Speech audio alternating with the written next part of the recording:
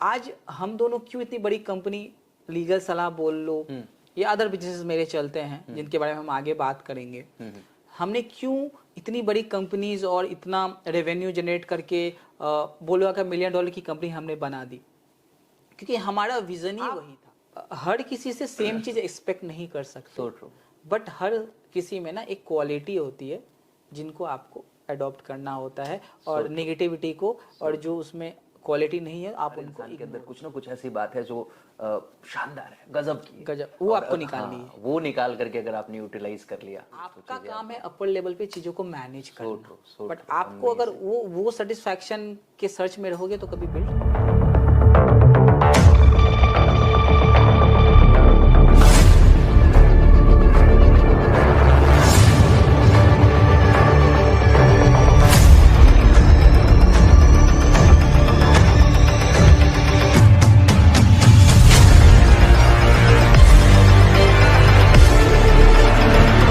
नमस्कार, मैं अनुराग दांगी आप सभी का स्वागत करता हूं द अनुराग दांगी शो में। ये कुछ नया है, बिल्कुल नया होना भी चाहिए क्योंकि ये सच में नया है। और आज हमारे इस शो के मेहमान है, इस खास एपिसोड के मेहमान जो है वो बिल्कुल अलग है, वो बेहद ही खास है, जिन्होंने अपने जिंदगी को बिल्कुल स्क्रैच से शुरू किया और आज करोड़ों की कंपनी बना के बैठ चुके हैं। सुन के अच्छा लगा ना? जब करोड़ों की बात हुई तो आपके कानों को प्यारा लगा, लगना ही चाहिए, क्योंकि जब पैसों की बात होती है हमें बेहद आनंद आता है, हम आनंदित हो जाते हैं, हम खुशी से भर जाते हैं। आज इस एपिसोड में जब आप उन्हें सुनेंगे, यकीन मानिए अभी उन्होंने जब करोड़ों की कंपनी बना दी तो सुन के अच्छा लग रहा है, लेकिन जो स्ट्रगल्स, जो उन्होंने अपने संघर्ष के दिनों को जिया है, जब उन्हें सुनेंगे तो यकीन मानिए आपको वो ब्लूप्रिंट मिल पाएगा कि कैसे आप भी अपने जिंदगी में कुछ बहुत बड़ा कर पाएंगे। यकीन मानिए आज के इस एपिसोड में आपको वो आग, वो जुनून, वो पागलपन, वो हौसला मिलने वाला है जो शायद आज तक किसी ने आपको दिया ही नहीं। क्योंकि जब करोड़ों की बात होती है ना, तो ऐसे ही मुझे लगता है कि यार करोड़ों रुपए हमारे लिए थोड़ो बने हैं, लेकिन यकीन मानिए जब इन्हें आप सुनेंगे तो आपको लगेगा कि ये करोड़ों रुपए जब इनके लिए बने हैं तो हमारे लिए भी बने हैं। तो चलिए स्वागत करते हैं आज के इस खास एपिसोड में उस खास मेहमान का जो हमारे साथ, हमारे बगल में बैठे हुए हैं। बड़े प्यारे से डैशिंग से इंसान, ये काले कोट में। काला कोट जब भी आपने देखा तो आपको दो तरीके के लोग दिमाग में नजर आते हैं, एक तो वकील और दूसरा वो रेलवे स्टेशन पे आप टीटी को देखते होंगे। और ये जब वकील की आइडेंटिटी आप लोगों से छुपी हुई नहीं है, जैसे ही बात होती है वकील की या लॉयर की तो आपको लगने लगता है कि वैसे लोग हैं जो लोगों के पैसा लूटने वाले लोग हैं। सिंपल सी बात है। तो अभी इसकी सच की पड़ताल भी कर लेंगे इनके साथ, क्योंकि जो हमारे साथ बैठे हुए ये मेहमान एक लॉयर हैं, इनका नाम है सुजित झा। अब सुजित झा का अगर हम बोले उपनाम, तो इनका उपनाम हम कह सकते हैं लीगल सलाह, क्योंकि इन्होंने एक ऐसी कंपनी को बिल्ड किया है जो आज इंडिया ही नहीं बल्कि पूरे वर्ल्ड में बहुत ही बड़े पैमाने पे काम कर पा रही है, लोगों की मदद कर पा रही है। तो सर आपको बहुत बहुत स्वागत है सुजीत सर। बहुत बहुत धन्यवाद। कैसे हैं आप? बहुत मस्त, आप बताइए। बहुत ही शानदार। और सच में मतलब आपसे मिलने के लिए बहुत एक्साइटेड था, क्योंकि हमें लगता है कि बहुत 2-3 महीने से हम लोगों की बातचीत चल रही थी। जी बिल्कुल। Planning to have a shoot like this. Yes. आज हम लोग दिल्ली में हैं और दिल्ली में जिस होटल में बैठे हुए हैं उसके बारे में भी आपको बताएंगे अंत में, लेकिन पहले इनसे मिलाते हैं और इनसे जानते हैं कि बेसिकली ये सच में कर क्या रहे हैं। मैंने इतनी बड़ी बात कर दी, करोड़ों की कंपनी इन्होंने बना दिया, कैसे शुरू किया इन्होंने और आपके लिए कैसे हेल्पफुल हो सकते हैं, इन सारी चीजों पे बात करेंगे। इन्हीं की जुबानी अगर सुनी जाए ये सारी चीजें तो ज्यादा अच्छा रहेगा। आप बताइए कि क्या करते हैं आप बेसिकली राइट नाउ? सबसे पहले अनुराग जी तो बहुत बहुत धन्यवाद इतना अच्छा इंट्रोडक्शन के लिए। मैं अपनी बात करूँ तो बाय प्रोफेशन तो मैं लॉयर हूँ, बट चूंकि मेरी कंपनी है लीगल सलाह, जैसे आपने बताया, जो ग्लोबल लेवल पे ऑपरेट करती है, तो जो मेरा किरदार है वो मिक्स तरीके का किरदार है। तो कभी मैं लॉयर बन जाता हूँ तो कभी मैं एंटरप्रेन्योर बन जाता हूँ।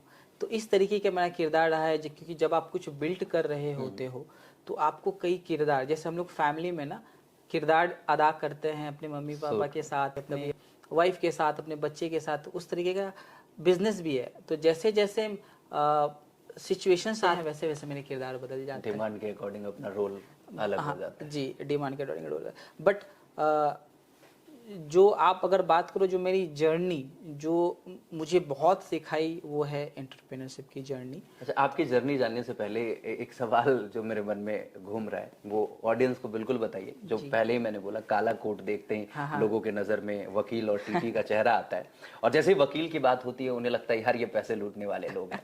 तो जब आपने ये डिसीजन लिया होगा कि आपको एक वकील बनना है, एक लॉयर बनना है, हाँ जी।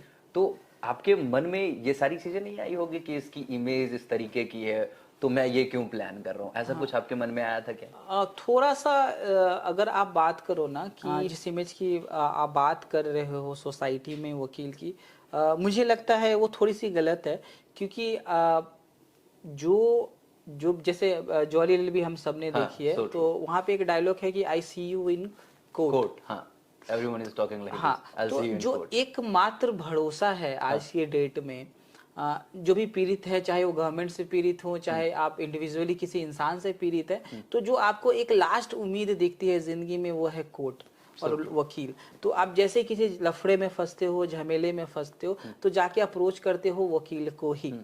बट मैं ये नहीं बोलूंगा, मैं एडवोकेट जो वो फर्टिनिटी है, मैं ये नहीं बोलूंगा कि वो चूंकि मैं उस फर्टिनिटी से बिलोंग करता, ऐसा नहीं है कि मैं उनकी फेवर कर रहा हूँ कि वो एक जो इमेज बन चुकी है कि मैं जाऊंगा तो पैसा देना ही पड़ेगा लॉयर्स को। तो जब मैंने इस फील्ड में काम करना स्टार्ट किया था, तो मुझे कहीं ना कहीं ये चीज दिखी।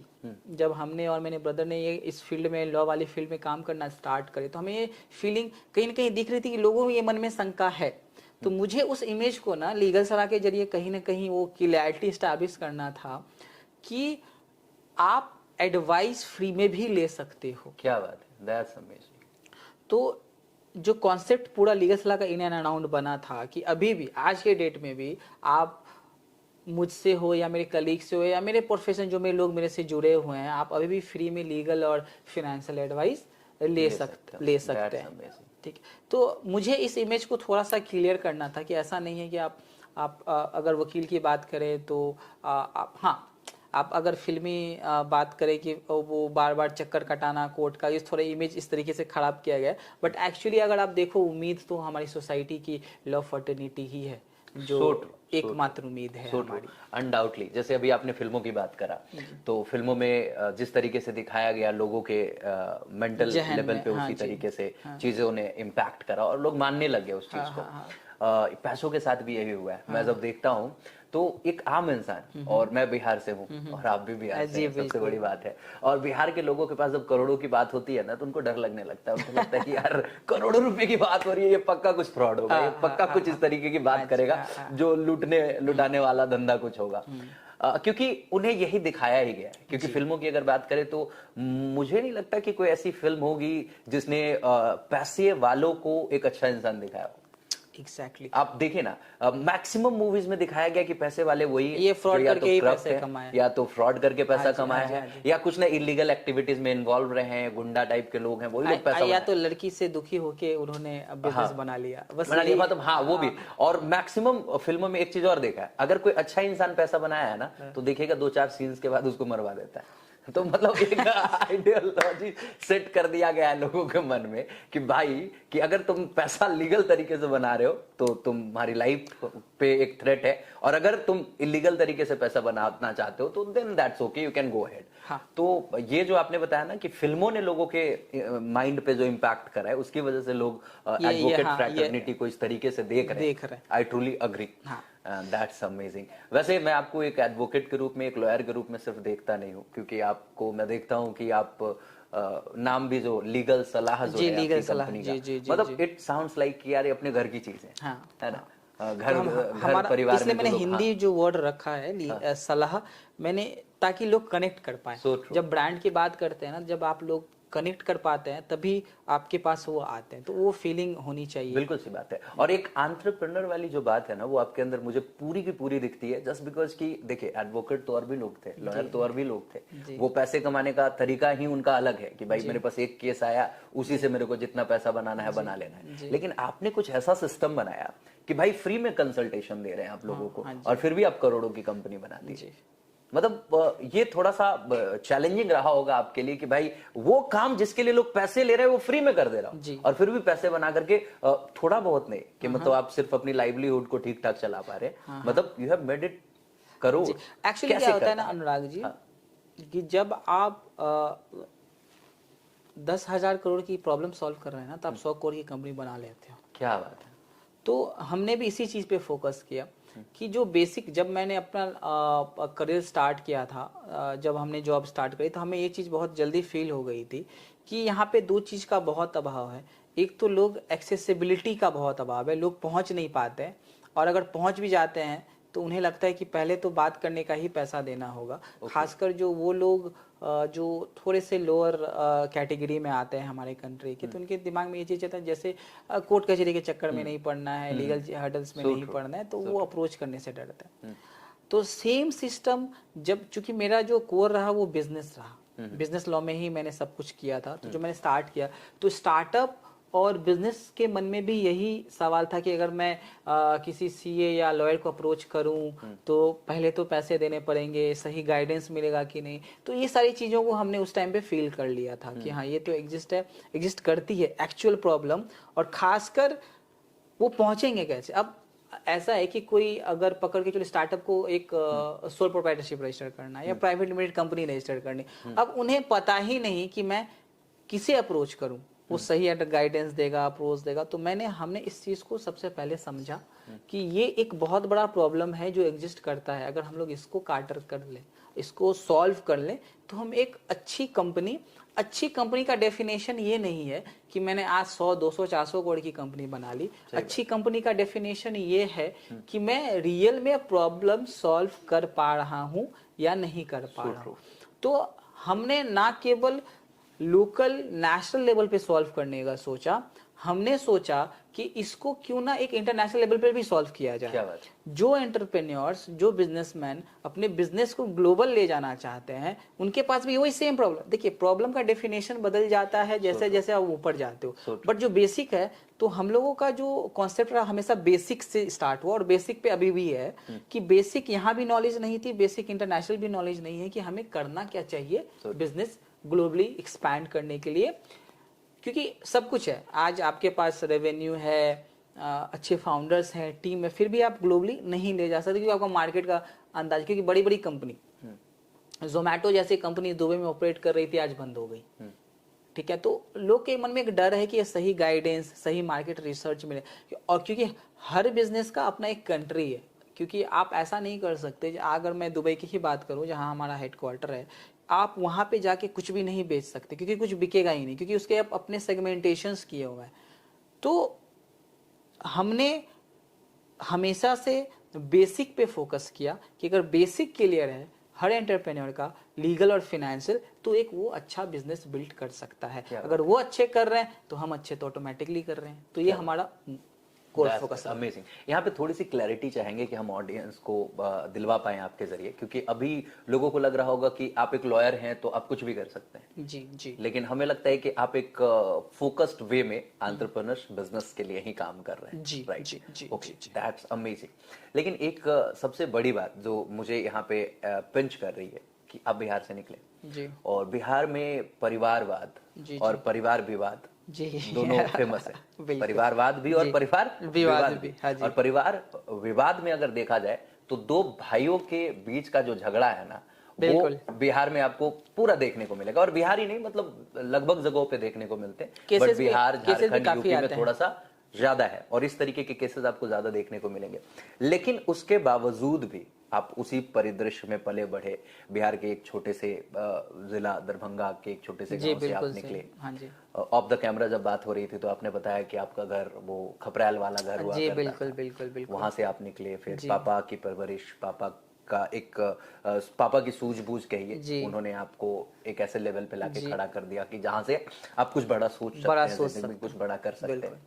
लेकिन इस बीच में एक चीज जो आपने बहुत ही शानदार किया कि आपके अपने भाई के साथ ट्यूनिंग बहुत तगड़ी रही। जी क्योंकि आपके भाई साहब ने शुरुआत करी थी लीगल जी, सलाह की, जी, राइट? जी, जी, छोटे जी, भाई हैं वो जी, आपके, जी। और फिर बाद में आपने उन्हें ज्वाइन किया। मैं चाहूंगा कि आप ऑडियंस को जरूर बताइए कि आपकी कंपनी में एक वो इंसान जो बाहर से आपके साथ एज ए फाउंडर ज्वाइन करता है या एज ए एसोसिएट या किसी भी तरीके से जुड़ता है, और एक घर का इंसान आपके साथ जुड़ता है आपके बिजनेस को आगे बढ़ाने के लिए, तो दोनों स्थितियों में बेहतर क्या होता है? इसके दोनों पार्ट हैं, क्योंकि मैं अगर अपने रिलेशंस के बात करूं मेरे ब्रदर के साथ, तो वो रिसेंटली मेरा इंटरव्यू रेडियो मिर्ची में हुआ था, तो उन्होंने बहुत अच्छा बोला था कि करण अर्जुन की जोड़ी है। तो हमारी जो जोड़ी रही है वो करण अर्जुन की जोड़ी रही है। तो आप क्या करते हो, रिलेशनशिप को जज नहीं कर सकते। हो सकता है कि मेरे रिलेशंस और मेरे भाई के रिलेशंस बहुत अच्छे हैं, तो हमें सपोर्ट मिला। अब अगर आप बाहर से को फाउंडर को लाते हो, चाहे घर का हो चाहे बाहर का हो, मैंने आपको ऑफ कैमरा भी यही चीज बताया था, और आपके ऑडियंस को भी मैं यही बताना चाहूंगा कि आप बाहर के को फाउंडर लेके आते हो या आपके भाई या आपके बहन किसी के भी लेके आते हो, उसका विजन क्या है। अगर विजन मैच कर रहा है, अगर आपको रैली में 10,000 20,000 करोड़ की कंपनी बनानी है, तब भी आप उसे अपने विजन में अपने साथ लें।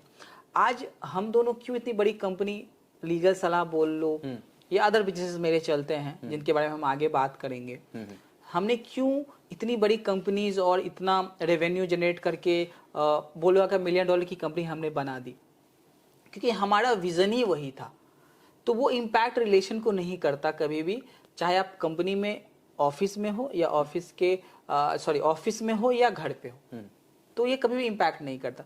बट अगर आप इंडिविजुअली विजन अप्रोच करते हो कि आपका विजन एक लेफ्ट जाना है, मेरा विजन राइट जाना है, तो चाहे आप बाहर के लेके आओ चाहे घर के हो, तब आप कोलिजन होंगे, कोलैप्स होंगे, तब वो बिल्ट नहीं कर सकते।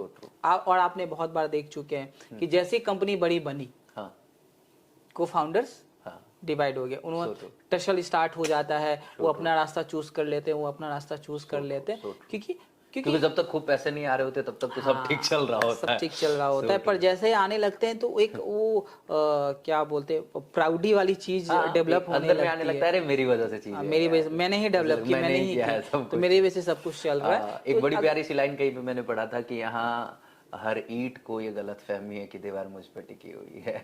वाह, बड़े बहुत अच्छे तरीके से आप उसको स्टेट कर रहे हैं। वही है कि जैसा आपने बताया ना, हर ईंट को गलत फहमी रहती है, तो सेम चीज जब हम लोग बिजनेस बिल्ड कर रहे होते हैं, एम्प्लॉय को भी वही गलत फहमी रहती है कि मेरे वजह से बिजनेस चल रहा है, और फाउंडर्स को भी यही गलत फहमी रहती है कि मेरे वजह से। बट बिजनेस चलता है, रेलगाड़ी जो हम देखते हैं ना, जब वो आज आप राजधानी से कभी अगर सफर किया वो तो बहुत स्पीड भागती है, पर अगर एक डिब्बा उसमें से अगर 7 छोड़ देना तो सबका स्पीड बिगड़ जाएगा और बिखर जाएगी।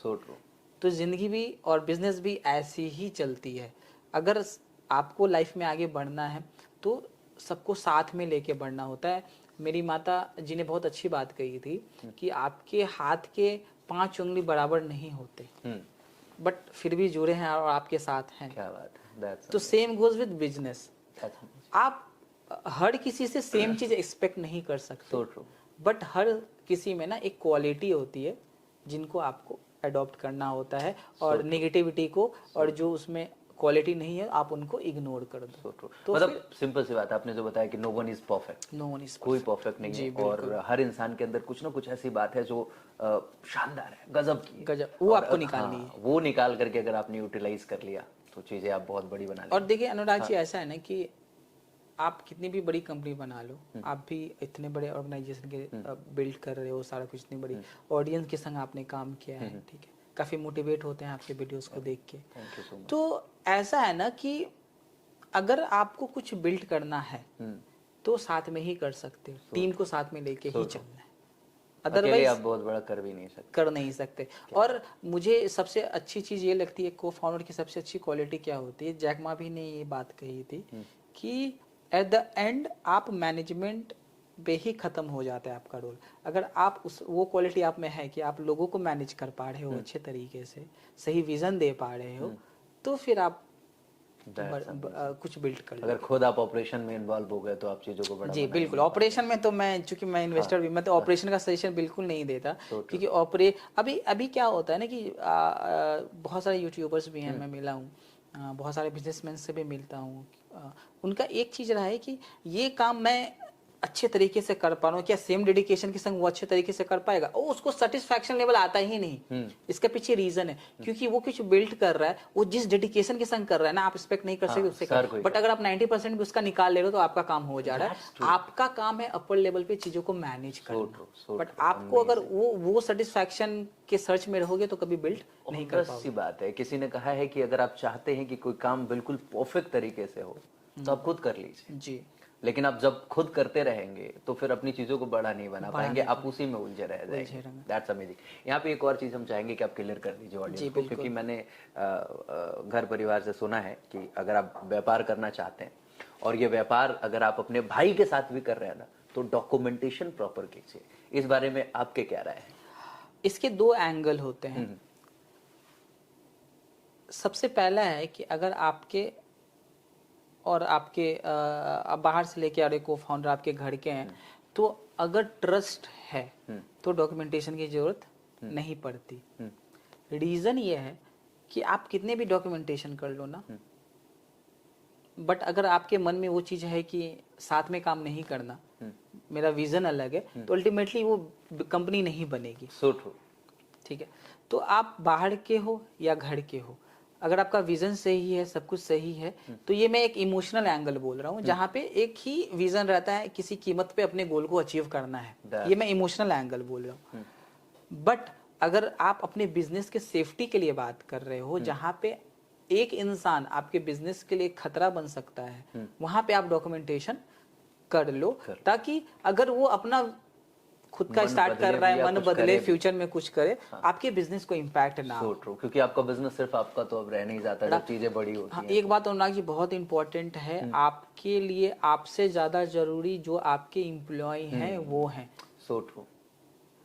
क्योंकि आपके कमाई से, आपकी कंपनी की कमाई से उनका घर परिवार चल रहा है, तो वो सबसे इंपॉर्टेंट। तो हमारे लिए उससे ज्यादा priority as a co founder, as a owner of business कुछ नहीं होना चाहिए कि हमारे एम्प्लॉय को कभी भी कोई तकलीफ नहीं होना चाहिए हमारे डिस्प्यूट के कारण। That's true, that's amazing. ये सच में बहुत बड़ी बात कही आपने, क्योंकि मैंने देखा है कई सारी कंपनियों को ध्वस्त होते हुए, खत्म होते हुए, और इस वजह से कई सारे लोगों के घर परिवार बिखरते हुए देखा है मैंने।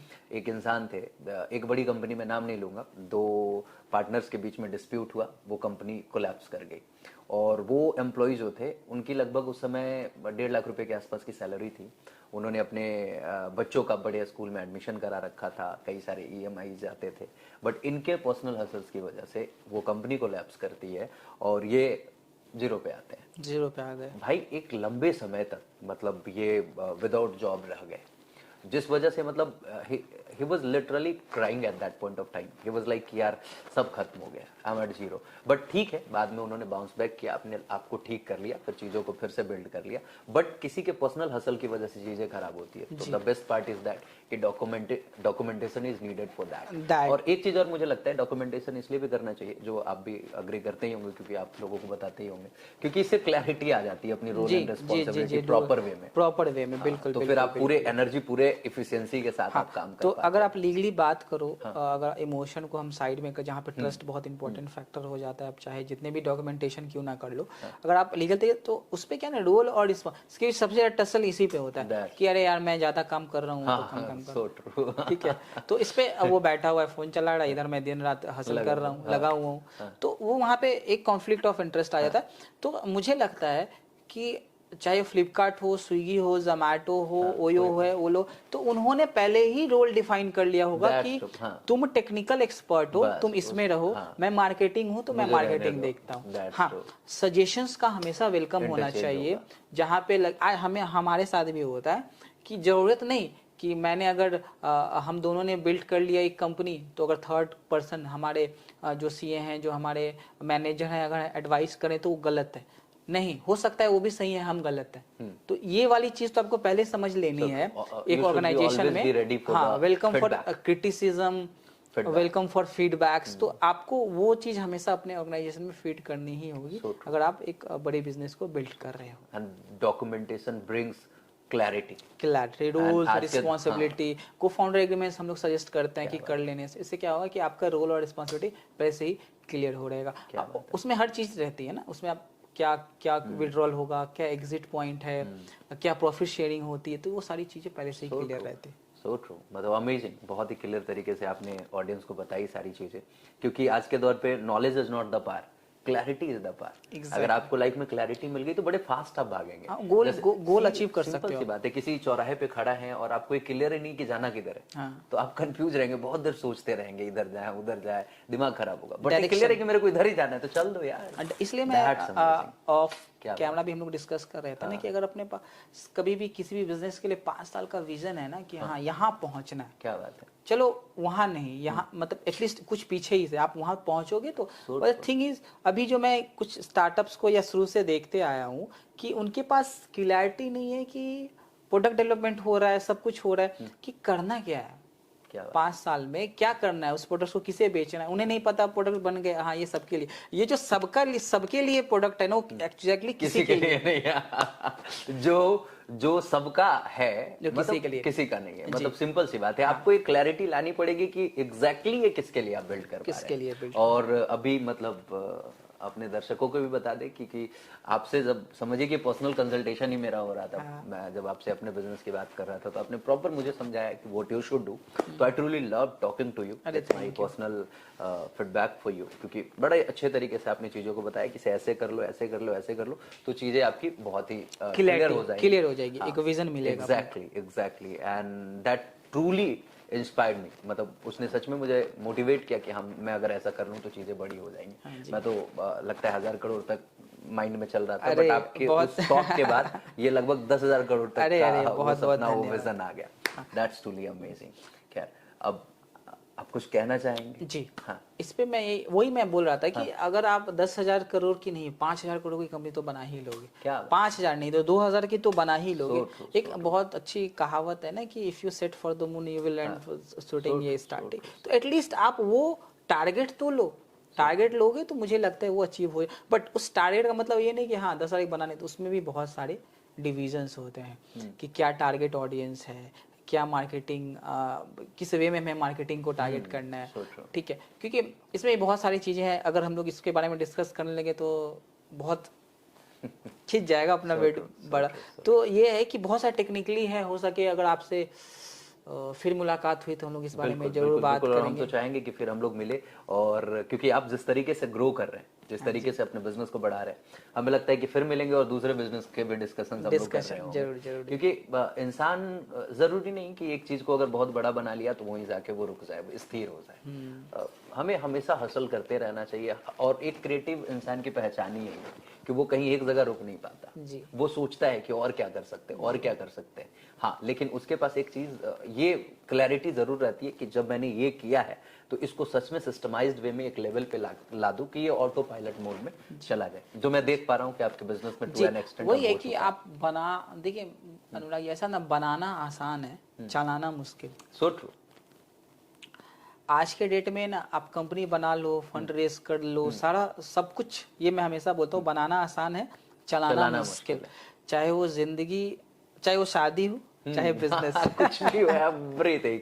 मतलब शुरुआत बहुत आसान है। हमने कहीं पढ़ा था कि starting is always the hardest, but मेरे को कभी भी ये किक दिया ही नहीं, क्योंकि लगता है शुरू करना तो सबसे आसान है, इससे आसान तो कुछ है ही नहीं। कर सकते हो, शादी के 10 दिन आपको बहुत अच्छे लगते हैं ना, ठीक है, उसके बाद आप समझ में आता है कि चलाना कितना मुश्किल है। क्योंकि सेम ऑर्गेनाइजेशन भी किसी भी बिजनेस के लिए भी सेम रूल एप्लीकेशन होता है कि 10-12 दिन आपको बहुत मजे आने वाले हैं कि बिजनेस बन गया। अभी लिंक्डइन पे जाके अपने वो को फाउंडर, सीईओ सारे लिखेंगे, फेसबुक पे लिखेंगे, बहुत चीजें। बट जब रियलिटी आपको हिट करती है ना कि हाँ ये सारे लर्निंग मैं छोड़ते जा रहा हूँ, एक्चुअली भी ये बिजनेस ऐसे बिल्ड होता है, तब आप रियल बिजनेस बनाना स्टार्ट करते हो। क्या बात।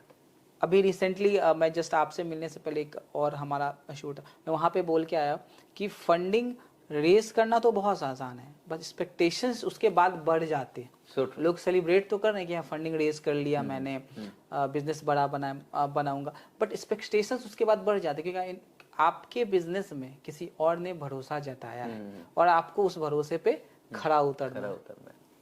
तो इस विजन के संग अगर कोई को फाउंडर कुछ बिल्ड कर रहा है तो आई गेस फिर वो बड़ा बिजनेस बना लेते हैं। और sense of satisfaction, Shahrukh Khan ने बहुत अच्छी चीज बोली थी कि सेंस ऑफ सेटिस्फैक्शन जिनको आ गया वो बिल्ड नहीं करते, क्योंकि देखिए मनी क्या होता है ना, उसका बाई प्रोडक्ट है। आप जो कर रहे हो आपको वो किक देता होगा। मैं जो बिल्ड कर रहा हूँ या जो मैं कर, मुझे वो किक देता है। ठीक है, क्योंकि हमारे लिए इसका मनी बाई प्रोडक्ट्स हो जाते हैं। क्योंकि आज के डेट में विजय शेखर शर्मा को क्या किक करता है, यही ना कि चलाना है, पेटीएम को प्रॉफिटेबल लेके जाना है, सब इसके बारे में इतने बात कर रहे हैं कि शेयर्स डाउन जा रहे हैं, तो उनको क्या विजन, उनके मन में क्या कि नहीं मेरे को फिर से बाउंस बैक करके चीजों को बड़ा बनाना है। So true. I think same goes with Zomato, जो भी लिस्टेड कंपनी है उनके मन में हमेशा यही रहता है कि हाँ चीज़ों को कंटिन्यू करना है, नहीं तो कहानी निरमा और एटलस साइकिल वाली रह जाती है। आपको मार्केट के संग इन्वॉल्व होना होता है, सब बहुत सारी चीज़ें हैं जो एक को फाउंडर एक बिजनेस को ध्यान में लेके चलना होता है। अगर ऐसा होता ना कि पब्लिक लिमिटेड कंपनी बनाना, आईपीओ ही बनाना एक विजन होता तो अपने जोमैटो पेटीएम ये तो कर चुके हैं ना, तो वो तो बिजनेस को ना अपना शेयर कभी भी बेच के निकल सकता है, उनके पास तो वो फ्रीडम है। द थिंग इज चलाना is important, that matters the most. Yes, चलाना ही होगा अगर आपने कुछ बड़े विजन के साथ किसी भी बिजनेस या कोई भी स्टार्टअप को शुरू कर लिया है तो। लेकिन इसे चलाने के दरमियान बहुत सारे प्रॉब्लम्स का सामना करना पड़ता है। इसे शुरुआत करने के लिए भी बहुत तरीके से लोगों के मन में सवाल उठते हैं, तो बेसिक सवालों से शुरुआत करेंगे। जी बिल्कुल, क्योंकि आप बताते हैं कि लीगल सलाह बेसिक्स पे काम करता तो मुझे ये बताइए कि अगर कोई एक इंडिविजुअल इंसान है, वो चाहता है कि हम अपना बिजनेस शुरू करें जी, तो उसे क्या करना चाहिए? उसे प्रोप्राइटरशिप रजिस्टर करनी चाहिए, या उसे पार्टनरशिप बनानी चाहिए, या उसे सीधे प्राइवेट लिमिटेड कंपनी बना लेनी चाहिए? क्या करना चाहिए उसे? मेरा एडवाइस हमेशा ये रहता है एंटरप्रेन्योर को, जनरली जब मैं पर्सनली बात करता था एंटरप्रेन्योर से, जैसे मैंने अभी हम लोग ऑफ कैमरा डिस्कस कर रहे थे कि मैं पोस्ट करके मैं कॉल करता था, उसमें से 10 लोग बात ही नहीं करते थे, कुछ बात करते थे। तो जब मैं 1-to-1 समझाता था चीज़ों को, तो मैं ऐसे समझ, तो हमारा बेसिक आपने बताया, तो मैंने बेसिक ये है कि तुम सबसे पहले अपना सोल प्रोप्राइटरशिप या पार्टनरशिप बना लो जहाँ पे टैक्स लायबिलिटी कम है, जहाँ पे आप टेस्ट कर रहे हो। पर होता क्या था उस दौरान, क्योंकि उस टाइम ना 2015-16 के दौरान एक फंडिंग का वेव चला था, बिजनेस मतलब कंपनी बनानी है, फंडिंग रेस, तो उस चक्कर में बहुत सारों ने ना प्राइवेट लिमिटेड बना ली, क्योंकि प्राइवेट लिमिटेड ही कंपनी है, मतलब एक एंटिटी है इंडिया में जिसका आप फंड रेज कर सकते हो, और कोई एंटिटी में आप फंड रेज नहीं कर सकते एज पर कंपनी एक्ट। तो इसमें क्या हुआ कि बहुत सारे ने कंपनी बना ली, और मेरी लीगल सलाह जितनी कंपनी बनाती है अनुराग जी, 90% कंपनी बंद हो जाती है, 90 क्या 99% बंद हो जाती है, 1% ही सर्वाइव कर पाती है, क्योंकि उनका विजन अपने बिजनेस को डेवलप करना है, ना कि फंडिंग रेज करना। तो आप पहले अपने आइडिया को, अपने प्रोडक्ट को, अपने MVP यानी कि मिनिमम वायबल प्रोडक्ट को अगर आपको टेस्ट करना है, मार्केट फिट करना है, बनाना है, तो पहले सोल प्रोवाइडरशिप बना लो। उसके बाद आपको मुझे अगर यही करना है, आपको लाइफ में पूरा आपको अपना लाइफ डेडिकेट कर देना है, यही करना है, तो अब आप फिर नेक्स्ट एंटिटी की तरफ चूज कर लो। फाइनेंशियल्स पहले क्लियर कर लो कि कंपनी बनाने के ये खर्च है, बनाने के खर्च कम है, चलाने के खर्चे हैं, उसके खर्चे हैं, प्लस क्लोजर के ज्यादा खर्चे हैं, और आप फंस जाते हो, आपके करियर इम्पैक्ट आपके करियर पे इम्पैक्ट कर सकता है। तो उस चीज को आप ध्यान में जरूर रखें, पहले प्रूव कर ले कि हाँ ये है, ये बिजनेस है, मेंटर से बात कर लें कि इस बिजनेस का मार्केट है, ये चलेगा। कॉन्सेप्चुअली आप अगर क्लियर हो तभी आप प्राइवेट लिमिटेड या अदर एंटिटीज में जाओ जहाँ पे टैक्स लायबिलिटी। आप क्लियर बताइएगा कि लीगल सलाह क्या करती है? जैसे मान लो कि कोई इंसान आपसे कांटेक्ट किया कि सर मेरे को प्राइवेट लिमिटेड कंपनी बनानी है, तो क्या आप उसकी प्रॉपर असेसमेंट करते हैं कि ये प्राइवेट लिमिटेड बनाने लायक है भी, या सीधे बना देते हैं? मतलब एकदम क्लियर क्वेश्चन पूछ रहा हूँ आपसे ताकि ऐसा है कि पहले हम लोग नेचर ऑफ बिजनेस समझ लेते हैं कि हाँ नेचर ऑफ बिजनेस है। अब अगर वो, चूंकि हमारा काम क्या है ना कि प्राइवेट लिमिटेड कंपनी बनाना, हम लोग बेसिक पे काम करते हैं, क्योंकि हमारी कंपनी सर्विस प्रोवाइडर है। हम लोग इंक्यूबेशन या फिर मेंटरशिप नहीं चलाते, क्योंकि आज अगर लीगल सलाह साल के 1,000 2,000 3,000 कंपनी बना रहे, अगर हर एक को ये बताने लगे कि आपको बनानी चाहिए कि नहीं बनानी चाहिए, तो हम अपने विजन से डाइवर्ट हो जाएंगे। मतलब आपका क्लियर विजन है कि प्राइवेट लिमिटेड कंपनी अगर किसी की रिक्वायरमेंट आती है तो हम लोग बनाते हैं। अच्छा, आप प्रोप्राइटरशिप और जी, पार्टनरशिप जी वगैरह भी हाँ जी, हम लोग A to Z सारी सर्विसेज, लीगल एडवाइस से लेके फिनेंशियल तक पूरे ही एंटिटी एक क्या, जैसे मैंने स्टार्टिंग में बताया ना कि हम लोग एक वन स्टॉप सोल्यूशन डेवलप करना चाहते थे कि 4 छत के नीचे ना जाना पड़े, एक छत के नीचे सब कुछ आपको मिल जाए, चाहे फिनेंशियल सर्विस हो चाहे लीगल सर्विस हो। गांव में बैठा हुआ बंदा भी हमारी सर्विस आज के डेट में लेता है और वो घर बैठे उसकी सारी रिक्वायरमेंट्स पूरी हो जाती है। सबसे पहले हमारे या तो वेबसाइट पे गया, वो ऐप पे आके अपना क्वेरी पुट किया, हमारे तरफ से कॉल जाता है, उनके बिजनेस मैनेजर को समझा जाता है, तब उनकी रिक्वायरमेंट्स बताई जाती है कि अच्छा आपकी ये बिजनेस है, ये लाइसेंस की जरूरत है, आप ये कर लो। तो उसमें भी हम लोग कोशिश ये करते कि बस वो बेसिक करे, बहुत कॉम्प्लिकेशंस लाइसेंस ना ले, बिजनेस से पहले बहुत ज़्यादा खर्च ना कर ले।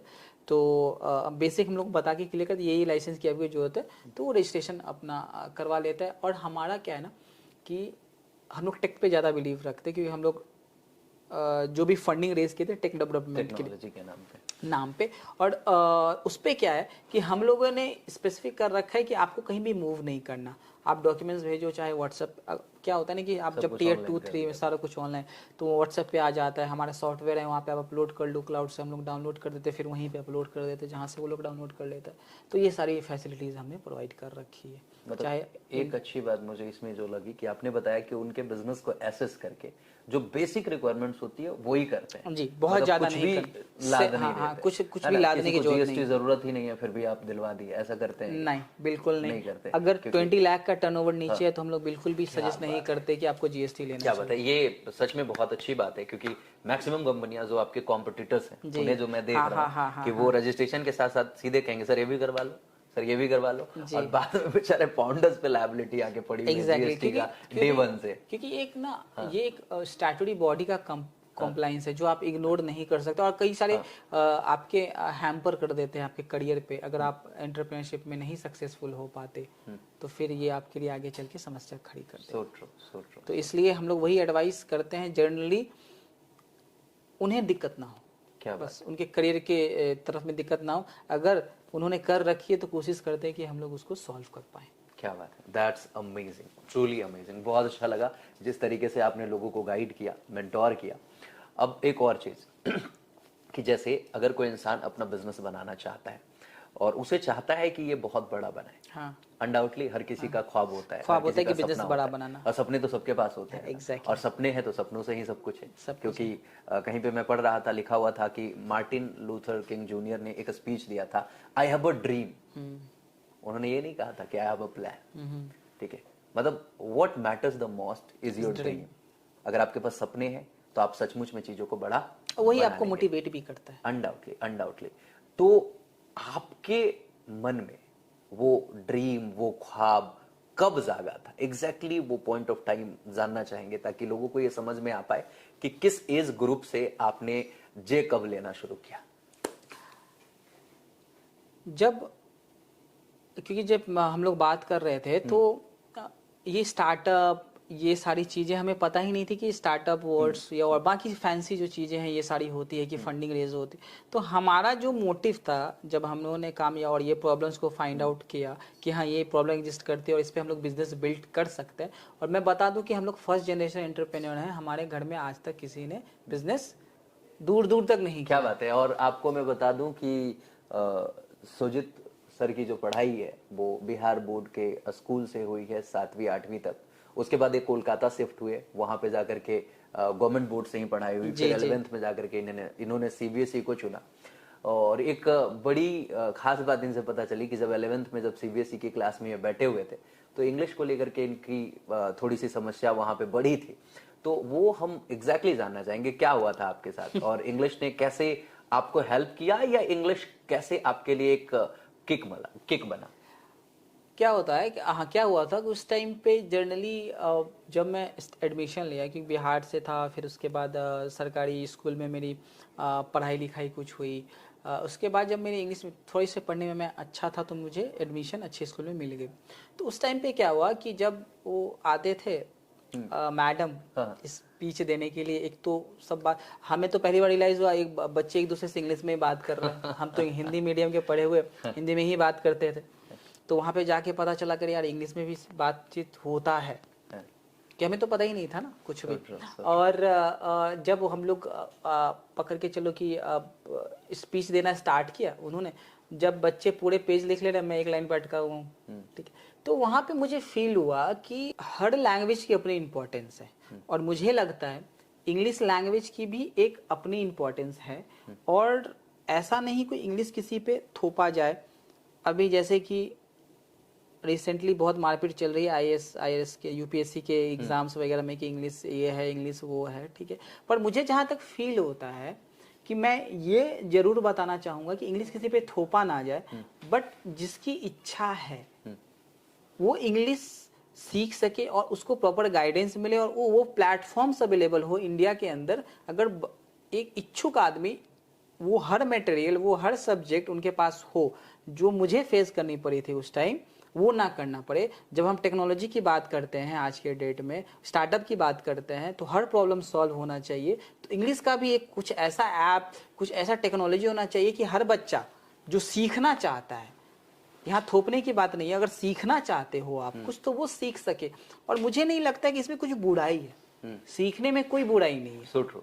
ठीक है। तो इंग्लिश को हम अगर इस तरीके से देखें कि वो एक लैंग्वेज है, और इंडिया में मैंने ये चीज़ नोटिस करी है कि हाँ इंग्लिश को प्राधान्यता दी जाती है अगर आप इंग्लिश बोलते हो तो, बट अगर आप उसका अगर अलग एंगल देखो तो इंग्लिश बोलने वाले को एक एडवांटेज भी रहता है कि वो कम्युनिकेट अपने आइडिया को अच्छे तरीके से कर सकते हैं। अगर मैंने अपने इंग्लिश पे अपने कम्युनिकेशंस पे, क्योंकि मैं ना हमेशा वो बच्चा था जो अगर मैं बैठा हूँ तो अकेले बैठा हूँ, मैं किसी से बात नहीं कर रहा, ठीक है, क्योंकि रिजर्व टाइप के थे।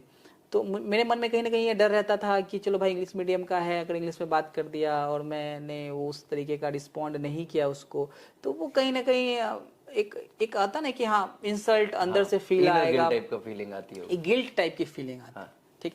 हाँ बाद में जाके जरूर रियलाइज हुआ कि आपको बेचने के लिए इंग्लिश आए ना आए, आपका कम्युनिकेशन बहुत स्ट्रांग होना चाहिए। बट आप एक ऐसी कंट्री में रहते हैं जहाँ पे हम बोलते हैं कि यहाँ पे कितनी भाषा बोली जाती है, एग्जैक्टली नंबर तो मुझे नहीं पता, बहुत सारी भाषा बोली जाती है। आप अगर अपने बिजनेस कहा भी जाता है यहाँ पे कि कोश पे भाषा बदल जाती है, पानी, तो ऑब्वियसली बहुत सारी लैंग्वेज तो एक जो कॉमन लैंग्वेज है जो थ्रू आउट द वर्ल्ड चलती है वो है इंग्लिश। So true. और आपके बारे में सबसे बड़ी बात, अभी आपकी कंपनी ग्लोबल जा चुकी है, तो मुझे लगता है कि अगर आपकी इंग्लिश नहीं होती सही तो शायद ये जो आपने लिप लिया, ये जो आपने स्टेप लिया, ऑब्वियसली ये शायद नहीं हो पाता, क्योंकि मैं कम्युनिकेट ही नहीं कर पाता ना। मैं जो कस्टमर्स को अभी भी बात करता हूँ, उनके प्रॉब्लम सॉर्ट करता हूँ, बड़ी बड़ी कंपनीज के सीईओज, तो कैसे अगर उनकी हाँ हिंदी ऐसा लैंग्वेज है आप जो 10 लाइन में 1 लाइन में इंग्लिश 4 लाइन में इंग्लिश आप हिंदी में एक शब्द में समझा देते हो, जो मैं अभी कम्युनिकेट कर रहा हूँ। बट द थिंग इज अगर कोई अमेरिका से है, अगर कोई इंग्लैंड से, अगर कोई सऊदी से है, मैं उनको कैसे कम्युनिकेट करूँ? So true obviously you will have to take a help of a common language that's English. तो एक मैं ये बोलना चाहूँगा कि इंग्लिश एक ऐसा लैंग्वेज है आपको सीखनी चाहिए, और वो पूरी सुविधा चाहे गवर्नमेंट्स के चाहे वो एंटरप्रेन्योर्स की रिस्पॉन्सिबिलिटी लेनी चाहिए कि एक सेट ऑफ पीपल जहाँ पे लोग करना तो चाहते हैं, बोलना तो चाहते हैं, बट वो सुविधा उनको नहीं मिल पाता, क्या बात है, जिनके जरिए वो सीख सके। 2-3 बातें मुझे जो समझ में आ रही है, मुझे लगता है अपने ऑडियंस से जरूर बात करना चाहूंगा, क्योंकि जैसा इन्होंने बताया कि इंग्लिश किसी पे थोपा ना जाए, अगर उसकी इच्छा है तो वो जरूर सीखे। मैं आपको कहूंगा कि आपको सीखनी ही चाहिए, क्योंकि मुझे लगता है कि मैं अपने लाइफ में जो इवॉल्व किया हूं, मैं अपने लाइफ में आज जो कुछ भी हूं, मैं अपने लाइफ में जिंदगी में जहां पे भी हूं, मुझे लगता है कि ये सिर्फ और सिर्फ इंग्लिश की वजह से रही है। क्योंकि सर ना तो मेरी स्कूलिंग सही रही, ना तो मैं कॉलेज गया। अगर ये इंग्लिश पे अपने कम्युनिकेशन पे मैं काम नहीं किया होता तो शायद आज मैं कुछ नहीं होता, और अगर होता भी तो छोटे मोटे सरकारी नौकरी की तैयारी कर रहा होता। तो मुझे लगता है कि इंग्लिश सबको सीखनी ही चाहिए, क्योंकि अगर आप सरकारी नौकरी की तैयारी कर भी रहे हैं तो कंपटीशन तो टफ हो चुका है ना। पहले के जमाने में जो बहुत ही कम मार्क्स पे आपके सिलेक्शन हो जाया करते थे, कट ऑफ बहुत कम जाया करता था, आज तो बहुत हाई जा रहा है ना, क्योंकि टैलेंटेड बच्चों की कमी तो है नहीं, पढ़ने लिखने वाले बच्चों की कमी तो है नहीं। और हर साल जो जिसका इस बार रिजल्ट नहीं हुआ या कुछ मार्क्स से कम आए, वो अगले साल फिर बैठेंगे, तो कंपटीशन तो और तगड़ा और हार्ड होने वाला ही है आपके लिए। तो ऑब्वियस सी बात है कि इस कंपटीशन के दौर में आप चाहते हैं कि अपने लिए एक ऐसा रास्ता चुन ले कि आप जिंदगी में कभी भी रिग्रेट ना करें। तो मुझे लगता है कि you should have English as an option. और आप यूपीएससी की बात कर रहे थे सर जी, आप बताइए ना, उसे दुनिया जहान सबका नॉलेज होता है, वो पूरी दुनिया जहान सब सीख सकता है, एक अंग्रेजी एक छोटी सी भाषा यार नहीं सीख सकते, मतलब ये अनएक्सेप्टेबल है सीरियसली। खासकर अब ऐसा तो नहीं रहा ना कि अगर हम भी बिहार से हैं, आप भी बिहार से हो, हम लोग भी जाते रहते हैं। आजकल वहाँ तो दुकान पे जाओ यूपीआई, मैं तो गया था ना 10 साल बाद, तो मैं गया तो यूपीआई पे पेमेंट होता, काफी देख के मुझे मजा आया। तो जब इस पे काम हो सकता है तो इंग्लिश पे क्यों नहीं काम हो सकता? और आप स्टैंडर्ड की बात करते हो तो हर स्कूल में अब वो बेसिक स्टैंडर्ड है, जब अब वो जमाना रहा नहीं जब मेरे पापा ने 8th क्लास में इंग्लिश सीखा। तो आजकल तो बेसिक से आपको सिखाया जाता है, और जैसे जैसे दिन गुजरेगा वैसे वैसे आपके कंपटीशन तगड़े होंगे। क्या बात है। 2-3 बातें यहाँ पे और, क्योंकि जैसे एक्चुअली ये आपने जो भी बातें बताई या हम लोग जो बात कर रहे हैं, लोगों के माइंडसेट में थोड़ा सा तो चेंज लाएगा, लोग जरूर इंस्पायर होंगे कि उन्हें इंग्लिश सीखनी चाहिए। लेकिन बिहार, झारखंड, यूपी के लोगों के अंदर एक ये भर दिया गया है, ऐसी बात भर दी गई कि भाई हमारी मातृभाषा, हमें उसके लिए जीना चाहिए, हमें उसी के लिए सब कुछ करना चाहिए, अंग्रेजी तो अंग्रेजों की देन है, इसको हमें एक्सेप्ट नहीं करना चाहिए। People think like that this. But मुझे बताइए कि वो क्रिसमस डे मनाएंगे, वो न्यू ईयर सेलिब्रेट करेंगे, वो वैलेंटाइन डे सेलिब्रेट करेंगे, वो सब कुछ करेंगे, और दुश्मनी किससे? सिर्फ अंग्रेजी से। अंग्रेजी से क्यों? क्योंकि इसको सीखने में मेहनत लगता है। That is the problem. भाई मेहनत करनी पड़ेगी तभी आप सीख पाएंगे, दैट सिंपल। और सीखनी ही चाहिए, मुझे तो लगता है सीखनी ही चाहिए, क्योंकि आपके लेवल तक जाने के लिए, अपने कंपनी को ग्लोबल ले जाने के लिए अंग्रेजी का तो साथ चाहिए ही होगा। तो बिल्कुल आप सीखिए अंग्रेजी। और कैसे सीखिएगा, अभी सर एक बात कर रहे थे कि कोई ऐसा एप्लीकेशन हो, तो वो एप्लीकेशन हो क्या, हो चुका है, सर से भी ऑलरेडी डिस्कशन हुआ था। इंग्लिशियो आप डाउनलोड कर लीजिए प्ले स्टोर से। मैं तो जरूर करने वाला हूं। इंग्लिशियो, बिहार में लोग कहते हैं मैथवा पढ़ ले लिए, इंग्लिशियो पढ़ ले, तो वही इंग्लिशियो, ENGLISIO। इंग्लिशियो आपको हेल्प करेगा आपकी इंग्लिश लैंग्वेज लर्न करने में। और सबसे बड़ी बात है, सिर्फ ये इंग्लिश नहीं सिखाएगा, क्योंकि इंग्लिश इज अ पार्ट, आपको कम्युनिकेशन सीखना होगा, आपको अपनी पर्सनैलिटी पे काम करना होगा, तो वो सब कुछ यहाँ पे सिखाया जाता है, और बहुत ही इकोनॉमिकल कॉस्ट में। मतलब एक सिंगल सब्सक्रिप्शन फीस, वो लगभग हमें लगता है कि 1000 रुपए के आसपास का कुछ सब्सक्रिप्शन कॉस्ट होगा। If will go there, will check it out. एक कोड मैं यहाँ पे स्क्रीन पे दे देता हूँ, इंग्लिशियो 50 लगा लेना, तो 50% डिस्काउंट भी हो जाएगा, मैं आपको बता दे रहा हूं। तो that will definitely help you a lot, क्योंकि ये ऐप कस्टमाइज्ड फैकल्टी आपको देता है, मतलब आपके लेवल के हिसाब से सबसे पहले आपको फैकल्टी चुन के देगा कि आप पहले इनसे पढ़ लो। जब उससे लेवल आपका अपग्रेड होगा तो दूसरे लेवल पे जाके लगेगा कि इस लेवल के फैकल्टी ये हैं, तो फिर उनसे आपको मिलवाएगा, फिर उनसे आपको पढ़ाएगा। तो ये एक बहुत अच्छी चीज है कि आपके अकॉर्डिंग, आपके रिक्वायरमेंट के अकॉर्डिंग हम आपको फैकल्टी कैटर कर रहे होते हैं, जो सच में बहुत अच्छी चीज है। और सिंगल सब्सक्रिप्शन में आपको एकेडमिक इंग्लिश, कॉम्पिटिटिव एग्जाम्स की तैयारी करने के लिए इंग्लिश, वोकैबुलरी के लिए, personality development, public speaking, spoken English, सब कुछ सिखाया जा रहा है। तो हमें लगता है कि सर जो आप बोल रहे थे कि इस तरीके का कुछ ऐप हो, जी बिल्कुल, आप डाउनलोड कीजिएगा और मुझे फीडबैक जरूर दीजिएगा कि आप जो सोच रहे हैं क्या उसका कुछ लेवल हम लोग टच कर पा रहे हैं कि नहीं। बिल्कुल बिल्कुल, बहुत ही अच्छा काम आप कर रहे हो, क्योंकि इस चीज की सख्त जरूरत है। क्योंकि क्या होता है ना कि जब आप सीखने को, जब आप कुछ सिखा रहे होते हो और उसे प्रैक्टिकली मिक्स कर देते हो कि हाँ, बहुत फन टाइप बना देते हो कि हाँ ऐसे भी सीखा जाता है।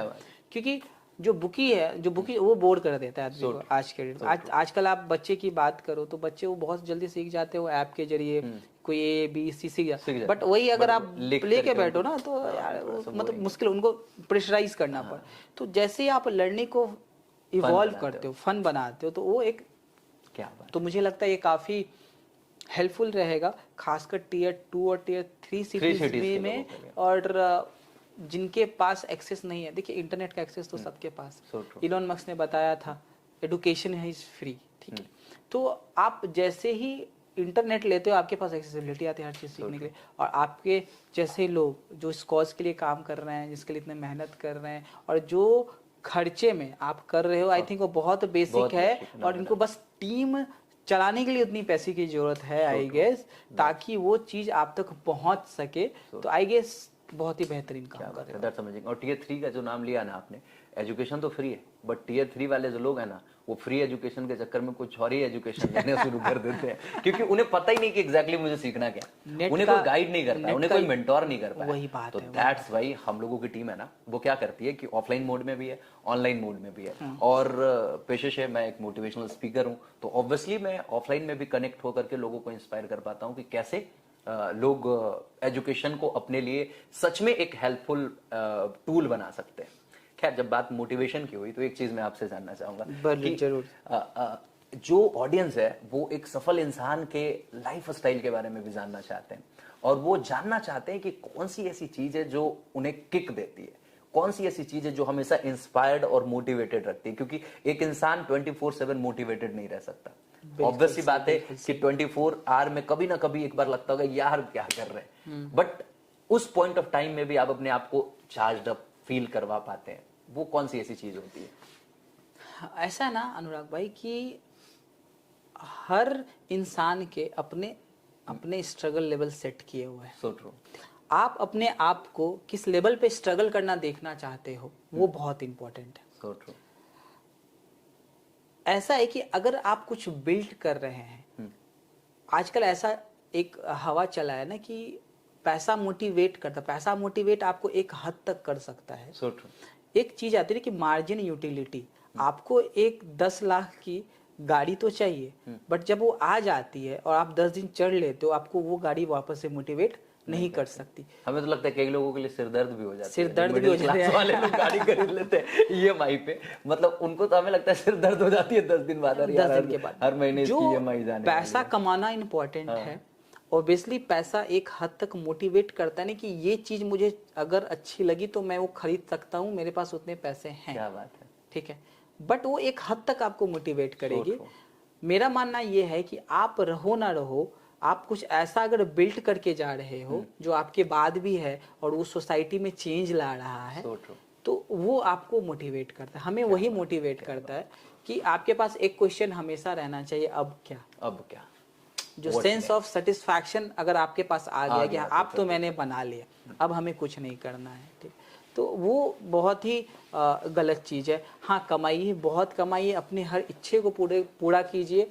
पैसा जरूरत है ज़िंदगी में, मैं तो मानता हूँ कि अगर जिसके पास पैसा नहीं है वो बहुत बड़ा ही अभिशाप है, क्योंकि जो क्या होता है ना, आप हम लोग जो इस जगह से निकले हैं ना, जो वैल्यू है पैसा को, उसको समझ पाते हैं। और एक चीज मैं हमेशा बोलता हूँ, जैसे सब बोलते हैं कि गरीब पैदा हुए ये आपकी गलती नहीं है, बट आप अगर गरीब मर रहे हो वो आपकी गलती है, पूरी की पूरी। तो दोनों ही चीज इंपॉर्टेंट है, पैसा भी इंपॉर्टेंट है, बट वो एक हद तक आपको मोटिवेट करेगा।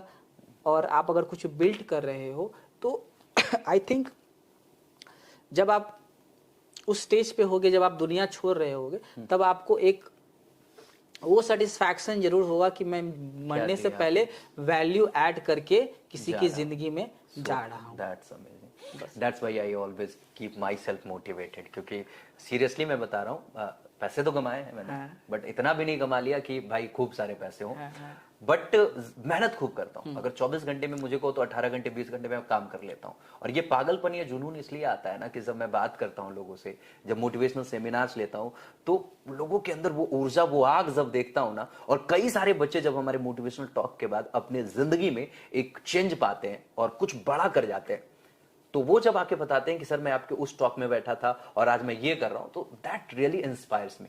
मतलब वहां पे सारे पैसे एक तरफ और ये एक तरफ हो जाता है, एक तरफ हो जाता है। अगर आपने उस सेमिनार में 10 बच्चे की जिंदगी में ही अगर चेंज लाया तो वो आपके लिए बहुत बड़ा अचीवमेंट हो जाता है। क्योंकि किस पॉइंट ऑफ टाइम पे कौन सी ऐसी बात आपको हिट कर जाए कोई नहीं जानता, नो वन नोज। और कहां से आपकी जिंदगी एक टर्निंग पॉइंट ले ले, नो वन नोज।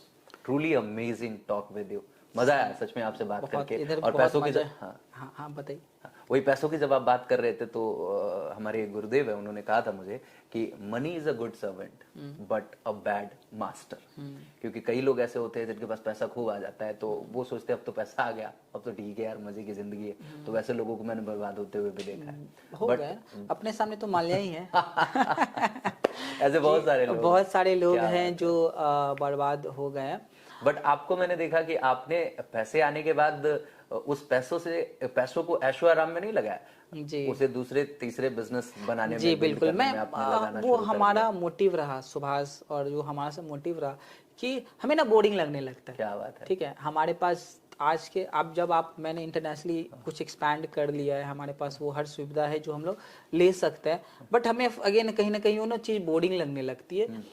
तो रिस्क लेना हमें लाइफ में बहुत पसंद है। आई थिंक सभी को जिंदगी में एक बार जो इच्छा है वो करने का कोशिश भर तो करना चाहिए। अगेन जब आप ऊपर जाने से पहले ये तो सोचो कि अरे यार मैंने कोशिश तो करी क्या जिंदगी में, कम आई से ट्राइड मैं हाँ ट्राइड, चलिए फेल हुए कोई हाँ, बात ठीक नहीं, है, fail होना कोशिश अलग बात है। कोशिश तो किया आपने ना।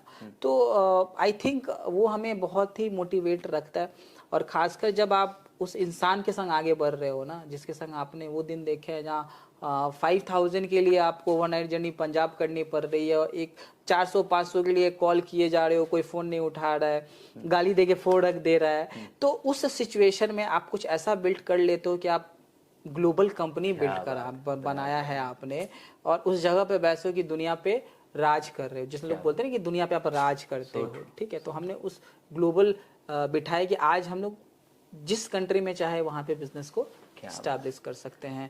और हाल ही में हमने, अगर आप परमिशन दे तो मैं अदर बिजनेस के बारे में भी अपनी बता दूं। बिल्कुल, परमिशन क्या है भाई, मतलब सच में लोगों को बताना ही चाहिए। तो हमारा कैफे चेन भी चलता है, जैसे हमने बोला ना कि हमें ट्राई करने की है, तो हमारा कैफे चेन भी चलता है।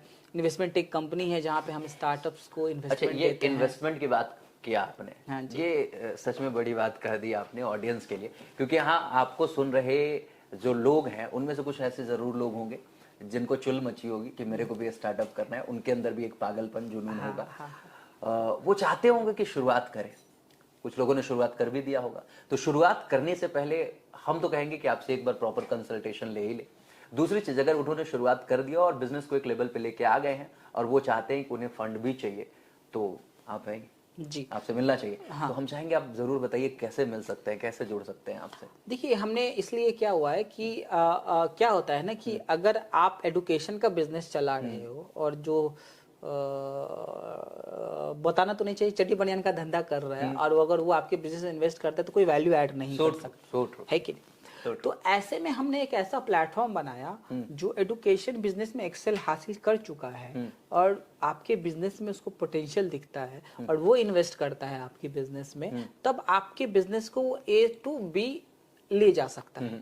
बट अगर आप ऐसे आदमी से फंडिंग ले रहे हो जिसको पता ही नहीं, बोलता है कि मुझे जल्दी से पैसा डबल करके दे दो यार, ठीक है, तो वो बहुत गलत तरीके फंड। हमारा जो मकसद था ओके क्वाइट का लॉन्च का कि मैच मेकिंग, जैसे जीवन साथी है ना, मैच मेकिंग, सही जीवन साथी ना मिले तो वो शादी नहीं चलती, सही इन्वेस्टर नहीं मिला तो वो बिजनेस नहीं चलता। So true. तो सेम गोज भी, तो हमने ओके एक्वायर्ड लॉन्च किया जहां पे आपको सही इन्वेस्टर मिलता है ना, ओके एक्वायर्ड, फेसबुक पे पेज भी होगा इसका, वेबसाइट वगैरह भी होगा, वेबसाइट वगैरह, तो वहां पे वो आपको सही इन्वेस्टमेंट हम लोग इन्वेस्टर ला के देते हैं। इन्वेस्टमेंट से ज्यादा जरूरी है इन्वेस्टर।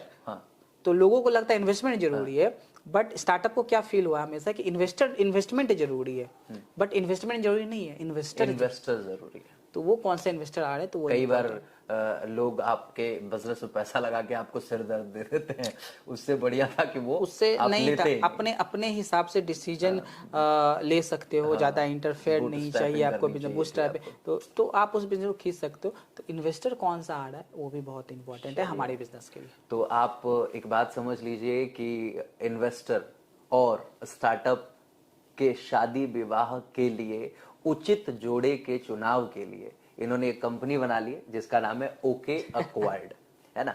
तो जरूर इधर संपर्क कीजिए, ये आपको बेहतर सलाह देंगे। 3 कंपनियों का जिक्र किया इन्होंने। पहली लीगल सलाह, जो कि बेसिक लेवल पे आपको हेल्प करती है। आपको अगर कंपनी का फॉर्मेशन करना है, प्रोप्राइटरशिप या पार्टनरशिप बनानी हो, तो आप उनकी हेल्प करते हो।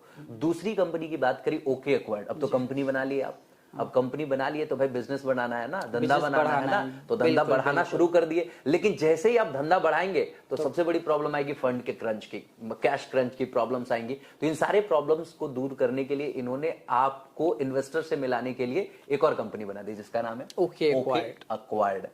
अब कुछ लोग ऐसे भी होंगे जिनको पता ही नहीं चल रहा होगा कि हमें करना क्या चाहिए, लेकिन कुछ ना कुछ करने के लिए चुल तो जरूर मची होगी। तो उसके लिए इनके पास एक और कंपनी है, वो मैरिना कैफे, राइट? जी मरीन नहीं, एक्चुअली क्या है कि ओके एक्वायर्ड में ही वो भी चीज होती है अच्छा। कि अगर आपको प्रॉपर मेंटर या गाइडेंस की जरूरत है, आप जैसे लोग जो हमारे संग जुड़े हुए हैं, तो वो गाइड करते हैं कि ये जरूरत है आपकी कंपनी में, इसकी चेंजेस आप ला सकते हो। मैं यहाँ पे कुछ और बोलना चाहता हूँ। मरीना कैफे क्या है कि हमें तो इतना तो समझ में आ गया कि जिस लेवल का विजन आपका है, अभी ये दुबई में है, लेकिन इन फ्यूचर इंडिया में भी लाएंगे। इंडिया में लाएंगे तो अकेले तो सब जगह लाएंगे नहीं, आप कहीं ना कहीं फ्रेंचाइजी मॉडल ही लेके आएंगे। तो वही मैं बता रहा था कि इनको नहीं समझ में आ रहा है कि मुझे क्या करना चाहिए। तो तैयार रहिए, जिस दिन भी ये लॉन्च करेंगे इंडिया में और कैफे आपको फ्रेंचाइजी देने के लिए जब ये इनविटेशन मंगवाएंगे तो आप सबसे पहले शख्स बनिएगा इनसे कनेक्ट होने के लिए। That is what I wanted to tell. बिल्कुल that was really amazing talk to you, love talking to you. मुझे तो पता ही नहीं चला, इतने घंटे हो गए हम लोगों के बात करते हुए और इतना इवॉल्व हो गए हम लोग डिस्कशन करने में। सच में तो अगर वही चीज होती है ना कि जो विजन, जैसे आपका और हमारा विजन मैच करता है तो देखिए 2 घंटे निकल गए, पता ही नहीं चला कि इतने सारे टाइम। तो जब आप उस वाइब को मैच करोगे और हड़बड़ाहट में डिसीजन ना ले, मैं को फाउंडर्स को या फाउंडर्स को वही एडवाइस करता हूँ कि आज मुझे लीगल सलाह बिल्ड करते हुए 8 साल हो गए, ये 8वां साल है जो चल रहा है। बट मैं अभी भी अपने बिजनेस से ना कभी भी इमोशनली कनेक्ट नहीं होता हूँ। क्या है ना कि वो आपको फिर बांध देती है। तो आप सब कुछ इन्वॉल्व कर लो, बट कभी भी इमोशनली डिसीजन मत लो। कई स्टार्टअप्स इसलिए नहीं छोड़ पाते हैं या उनका करियर डूब जाता है कि वो इमोशनली इतना इन्वॉल्व हो चुके हैं ना उस बिजनेस के अंदर, अपने आप को इमोशनली इतना इन्वॉल्व, चाहे वो रिलेशन नहीं भी हो पा रहा है फिर भी लगे पड़े, चाहे वो रिलेशनशिप हो, चाहे वो भले लोग बोलते हैं कि रिलेशनशिप दिल से एडवाइस, मेरा मानना ये है रिलेशनशिप हो या चाहे बिजनेस, अगेन आपको दिमाग से ही डिसीजन लेना है। रिलेशनशिप इमोशन एक टाइम तक चला लोगे आप, अगर दिमाग नहीं लगाओगे तो फिर वो लंबी नहीं चलती। बिजनेस भी वैसे ही है कि अगर आप इमोशनली बहुत घुस गए ना किसी भी बिजनेस के अंदर तो आपको वो ले डूबेगी। आपको डिसीजन बहुत जल्दी लेना है। शार्क टैंक में ही कितने लोग आते हैं, मैंने देखा है 4-4 साल देखे रखे बिजनेस, अब रेस कितना करने आ रहे हैं, 15% की इक्विटी पे 20 लाख 25 लाख। ये मतलब क्या है कि या तो आपको अगर अपने बिजनेस पे खुद भरोसा नहीं है, आज आप अगर 5% इक्विटी 25 लाख पे डाइल्यूट कर रहे हो, तो कहां से आप इन्वेस्टर्स से एक्सपेक्ट कर रहे हो कि आपके बिजनेस पे वो भरोसा जताए। तो आपको पहला जो मैं एडवाइस करता हूं कि इमोशनली कनेक्ट नहीं होना चाहिए। अगर आपको लगे कि ये टाइम वेस्ट हो रहा है, इसका मार्केट नहीं है, मेंटर की इसलिए जरूरत है कि वो बता पाता है कि मार्केट है कि नहीं। ठीक है, तो जो बेसिक चीज होती है वो बहुत क्लियरली बता देगा। और मुझे लगता है कि आप यूट्यूब से तो सीखते ही हो, जो बड़े बिजनेसमैन हैं उनको जरूर फॉलो करने चाहिए। जैसे हमारे रतन टाटा हुए हैं, बहुत सारे ऐसे बिजनेसमैन हैं जो इन्फोसिस के हैं, ठीक है, नारायण मूर्ति, तो उनसे सीखने को हमें बहुत कुछ मिलता है। तो उन्हें फॉलो जरूर करें, ना कि इन्फ्लुएंसर्स वगैरह को जो आजकल टिप्स दे रहे हैं बड़े मजे से। So true. यहाँ पे मैं बिल्कुल लोगों को एक चीज सजेस्ट करना चाहूंगा। एक किताब तो लोगों को बिल्कुल पढ़नी चाहिए। मुझे नहीं पता कि आपने पढ़ा या नहीं पढ़ा, लेकिन मुझे लगता है कि आप जानते होंगे। रीवर्क नाम की एक किताब है, हर स्टार्टअप फाउंडर्स को पढ़नी चाहिए, हर एंटरप्रेन्योर्स को पढ़नी ही चाहिए। आपको जेन्युइनली समझ में आएगा कि आपको करना क्या चाहिए। This is the best ever book I found on the internet. ये एक ऐसी किताब है जिसने मुझे स्टार्टअप बिजनेस को लेकर के पूरा माइंडसेट ही चेंज कर दिया। मतलब I truly recommend everyone, rework आपको बिल्कुल पढ़नी चाहिए। आप बिल्कुल जाइए, खरीदिए और अभी के अभी ऑर्डर करके पढ़िए। मैं तो चलिए एक काम करता हूँ, डिस्क्रिप्शन में लिंक डाल दूंगा, वहीं से सीधे सीधे ऑर्डर कर लीजिएगा। It's really an amazing book, every founder should read. उन्हें समझ में आएगा कि उन्हें एग्जैक्टली करना क्या चाहिए, क्योंकि वो एक फैशन बन गया है कि हमें भी स्टार्टअप शुरू कर दें। एग्जैक्टली, वो फैशन बन चुका है। और उनके पास कुछ भी आइडिया है ना, तो उनको लगता है कि मेरा आइडिया रॉकेट करोड़ों का है, और ऐसा आइडिया तो एग्जिस्ट ही नहीं करता। हमें भी यही लगता था जब हमने बनाया। जब रिसर्च करोगे ना, आपको पता चलेगा कि इससे आप 2 चीज सीख सकते हो। अगर आपको लगता है कि आपका ऐड एग्जिस्ट नहीं कर रहा है तो मतलब तो है कि बड़े प्लेयर्स नहीं किए, मतलब उसका मार्केट ही नहीं है। मार्केट ही नहीं है, बहुत कॉमन सी चीज, वन थिंग। So true. दूसरी है कि अगर उस चीज का मार्केट है तो आपके पास ये एक एडेड एडवांटेज में है कि वो ग्रोइंग मार्केट है, आप इसमें एंट्री ले सकते हो। अभी अगर थोड़ा सा मैं और एक्सप्लेन कर दूं, स्विगी जोमैटो इन्होंने क्या किया, एक नए मार्केट को जन्म दिया। फूड इंडस्ट्री थी, टेक से मिक्स करके एक ऐप को, एग्रीगेटर सर्विस उन्होंने बना। तो इन्होंने ओला, उबेर, इन्होंने एक नई मार्केट को जन्म दिया। तो इसमें क्या था कि इसमें दो चीजें थी, पहला और दूसरा ही रहेगा, तीसरा आया और गया। जैसे एक आया था ना फूड पांडा, बहुत सारे ऐसा है, इन लोगों से भी पहले। हाँ, इन लोगों से आए और गए। क्योंकि क्या है ना कि अनुराग जी, स्टार्टअप का एक सच ये भी है कि पैसा बहुत बर्न होता है, और आप कितना भी बर्न कर लो, अगर आपके प्रोडक्ट में कस्टमर सर्विस में दम नहीं है तो ले डूबे। क्योंकि फूड पांडा ने बहुत खर्च किए, हमें याद है उस टाइम पे फ्री में लोग फूड ऑर्डर करते थे, तो बहुत ऑपरेशनल चैलेंजेस बहुत थे। तो अगेन ये चीज बहुत आपके लिए क्लियर हो गई कि फंड रेज करने से ना आपके बिजनेस नहीं चल जाते। हाइक डूब गई। एक वो और अच्छी थी बहुत बड़ी ऐप जिसके कटरीना कैफ आते थे शायद उस टाइम पे, उन्होंने बहुत अच्छी फंड रेज करी थी, तो वो भी डूब गई, बच गई। वीवर्क का नाम सुना होगा आपने, उसके साथ भी कुछ वही हुआ। तो वीवर्क एक ऐसा लेवल पे था कि उसने सरवाइव करवा लिया। बहुत सारे ऐसे हैं जो डूब जाते हैं। तो इन चीजों का आपको ख्याल तो बिल्कुल रखना है। ये जो सबसे बड़ी बात आपने कही, इमोशनल होकर के डिसीजन नहीं लेने का, कभी भी नहीं लेने का। You should never take emotional decision. हाँ, इमोशनल होने का, बट डिसीजन लेने समय आपको अपने विट का, अपने बुद्धि का इस्तेमाल कर लेना जरूर कर, क्योंकि आपने कई सारे मूवीज में डायलॉग जरूर सुने होंगे कि प्यार का हम क्या करेंगे, अचार डालेंगे, प्यार को हम क्या करेंगे, खाएंगे। घर में खाने के लिए तो रोटी सब्जी तो चाहिए होगा ना भाई, उसके लिए पैसा तो कमाना पड़ेगा ना। मतलब रिश्ते भी तभी आपके लंबे समय तक चल पाएंगे या बेहतर तरीके से चल पाएंगे जब बुद्धि लगा करके आप थोड़े बहुत पैसे कमा लेंगे। एक्सपेक्टेशंस होते हैं ना, रिलेशनशिप में भी, बिजनेस में आपका एम्प्लॉयर एक्सपेक्टेशन है, यहाँ पे आपकी फैमिली वाइफ, सबकी एक्सपेक्टेशन, और गलत बिल्कुल नहीं है, वो होनी ही चाहिए भाई। क्योंकि जो आप पे भरोसा करके, अगेन मैं ना हर चीज को जोड़ के देखता हूँ, क्योंकि फैमिली और बिजनेस बहुत साथ चलते हैं। क्योंकि क्या है कि एक लड़की अपना फैमिली छोड़ के आपके पास आई है, और आप अगर ये चाहते हो कि वो आपसे एक्सपेक्ट ना करे, तो ये बहुत गलत बात है। एक एम्प्लॉय जो आपके ऑर्गेनाइजेशन में आया है, अपना करियर, अपना टाइम दे रहा है, और आपसे एक्सपेक्ट ना करे, तो ये भी बहुत गलत बात है। इन्वेस्टर आप पे पैसा लगा रहा है और आपसे एक्सपेक्ट ना करे, बहुत गलत बात। सही बात है। मम्मी पापा आपको जन्म दिए, आपके एग्जिस्टेंस उनके वजह से, वो एक्सपेक्ट नहीं करे तो बहुत गलत बात है। तो ये जो एक्सपेक्टेशन का गेम है ना, ये हर लेवल पे चलता है, और ये एक्सपेक्टेशंस फुलफिल करने के लिए सिर्फ इमोशंस काम नहीं आते, आपको विट लगाना पड़ेगा, दिमाग लगाना हमेशा दिमाग अगर आप लगा के चलाते हो बिजनेस ना, तो वो फिर चल जाता है।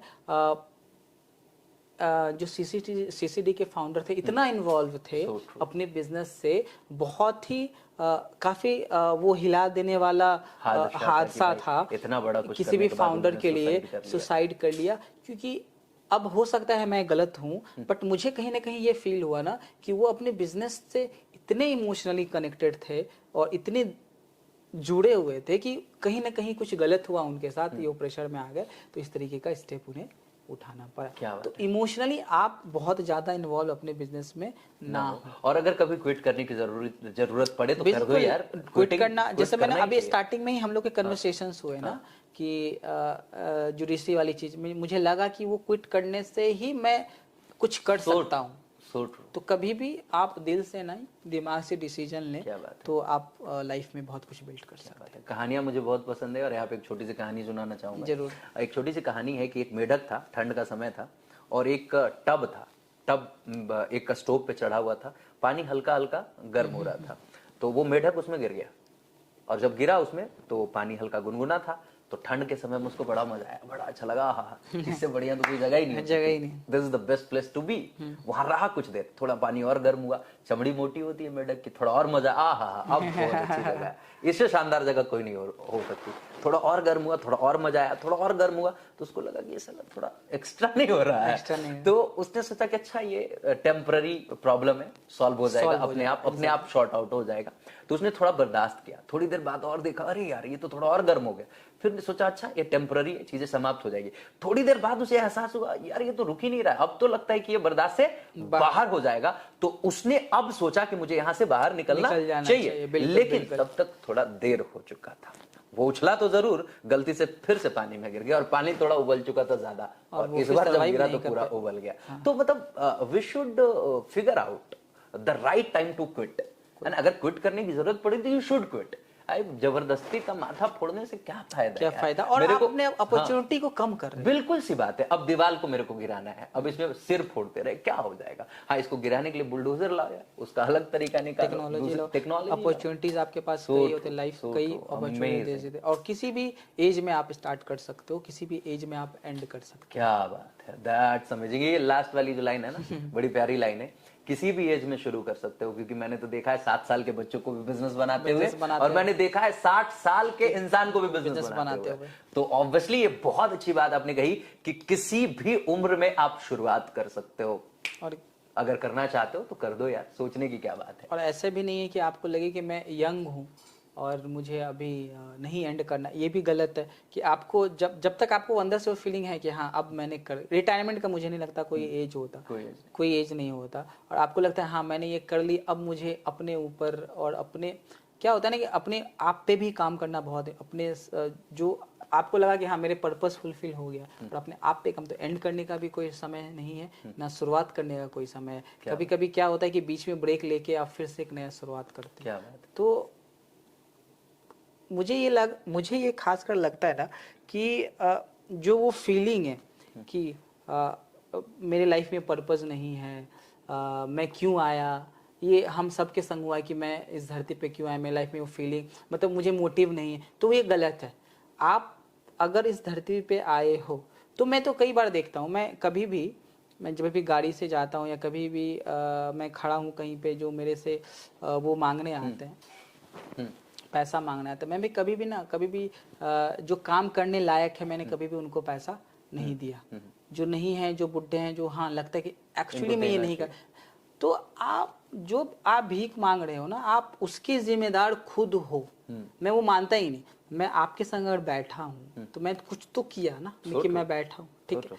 और अगर मैं भी आपके साथ बैठा हूँ तो ऑब्वियसली कुछ नहीं आपने, ठीक है ना, ऐसे ही तो नहीं बैठ गए ना। तो आप अगर खुद के लाइफ में चेंज नहीं ला पा रहे हो, तो आप दूसरे से क्या एक्सपेक्ट कर रहे हो कि वो चेंज ला देगा, या मोटिवेशनल स्पीकर हो या वो, तब आप यहाँ पे दोष दोगे सरकार के और भगवान के। क्या बात है। इसे मैं 4 लाइनों में कहना चाहूंगा कि जब लोग डूबते हैं तो समंदर को दोष देते हैं, जब मंजिल ना मिले तो मुकद्दर को दोष देते हैं, खुद ही नहीं चलते संभल कर, और जब लगती है ठेस तो रास्ते के बेजान पत्थर को दोष देते हैं। मेरे भाई, दोषारोपण छोड़िए, काम में लगिए, मेहनत कीजिए। सफलता जो है ना वो संघर्ष मांगती है, आपको मेहनत करना पड़ेगा, जी जान से लगना पड़ेगा। अगर आप नहीं लगेंगे तो चीजें नहीं बनेगी। ये जो प्यारा सा मुस्कुराता हुआ चेहरा यहाँ पे दिख रहा है, आपको ये मुस्कुराता हुआ चेहरा दिख रहा है, बट मैं फील कर पा रहा हूँ वो पेन जो इन्होंने अपने जिंदगी में झेला है, क्योंकि मैं भी एक एंटरप्रेन्योर हूँ, मैं भी एक मोटिवेशनल स्पीकर हूँ, और मैं भी बिजनेस बनाने की कोशिश कर रहा हूँ। अभी बहुत बड़ा बिजनेस तो नहीं बनाया, but I am trying to build it. तो मैं 24 घंटे में 18 घंटे 20 घंटे तक भी काम करने के लिए तैयार होता हूँ, मैं दिन रात काम करने के लिए तैयार होता हूं, और अगर मैं ना भी करूं तो ठीक ठाक कमा ले पा रहा हूं, लेकिन ये कर इसलिए रहा हूं ताकि एक पर्पस जो लाइफ का है ना उसको सर्व कर पाऊं। और ये जो पर्पस फाइंड करने के लिए आपने बताया ना कि लोगों के पास पर्पस नहीं होता, उन्हें समझ नहीं आता कि क्या करे क्या ना करे, इसके लिए मैं आपको कहूंगा कि आपको जो मन कर रहा है कीजिए। ये क्लियर पर्पस कोई आपके जिंदगी का दूसरा नहीं कर पाएगा। एक्सप्लोर कीजिए, अलग अलग चीजें एक्सप्लोर कीजिए, और हमें लगता है कि 30 साल की उम्र तक आपको जितना एक्सप्लोर करना है करते रहिए, जो मिले सब एक्सप्लोर कीजिए, जस्ट बिकॉज कि तभी आपको समझ में आ पाएगा कि किस चीज के लिए आप फिट है। वही नहीं कि मैं आज यंग एंटरप्रेन्योर से मिलता हूँ तो मैं देखता हूँ कितने टाइम है इसके पास। So true. आज यंग 20-21 साल के बच्चे जो बना रहे हैं, मैं देखता हूँ कितने समय है इनके पास कि कितना कुछ एक्सपेरिमेंट कर सकते हैं लाइफ के साथ। So true. एक्सपेरिमेंट बिल्कुल जरूरी है, आपको अपने साथ करना चाहिए एक्सपेरिमेंट, आपको खुद फेल होना चाहिए। कभी भी मत ये सोचना कि मैं जिंदगी में कभी फेल हुआ ही नहीं, इसका तो दम होना ही नहीं चाहिए और आपको। You should fail. हाँ, और एंटरप्रेन्योरशिप की जर्नी ही फेलियर से फेलियर से शुरू होती है। मुझे भी एक बार होता था प्राउड फील कि यार मैं तो लाइफ में कभी फेल हुआ ही नहीं, जी। ठीक है। और क्योंकि मेरी अपनी एक कंपनी थी, बहुत अच्छा चल रही थी, और मुझे लगता था I am made for this only. और वो जब कंपनी में झटका लगा, कंपनी बंद हुई, तो मुझे लगा कि यार मैं तो इससे भी बड़ी चीज के लिए बना हुआ था। इसलिए मैं बोलता हूँ कि मेंटली अगर आप स्ट्रांग है ना, इमोशनली नहीं कनेक्टेड है। कोविड में कितने सारे बिजनेस बंद हो गए, अगर वो मेंटली स्ट्रांग नहीं रहते तो फिर से रिबिल्ड कर पाते बिजनेस को? बिल्कुल नहीं कर पाते। So true. और जो नहीं मेंटली स्ट्रांग थे उन्होंने सुसाइड किया, जो नहीं मेंटली स्ट्रांग थे उनको हार्ट अटैक आया। हार्ट अटैक ऐसे ही थोड़ा आया भाई, कुछ ना कुछ इधर चला, तभी तो इधर दिक्कत हुई। दिल को तकलीफ कहाँ से हुई? कहीं ना कहीं इधर तो कुछ चला होगा, बिल्कुल, तभी तो उसका झटका लगा। खैर, ये वार्तालाप चलते रहेगा अगर हम बातचीत करते रहेंगे तो, क्योंकि ये अलग प्रकार का शो था। बिल्कुल आप लोगों को छोटे से एपिसोड देखने का शौक है, क्योंकि क्रिकेट में भी टेस्ट हुआ करता था, वनडे हुआ, आज 2020 हो गया, कुछ दिनों बाद शायद सुपर ओवर में ही काम चल जाएगा। बट हम लोगों ने बिल्कुल ये जो वार्तालाप किया है, ये बिल्कुल टेस्ट मैच के फॉर्मेट में रहा, क्योंकि मैं जो बात कर रहा था उसमें मुझे मजा आ रहा था।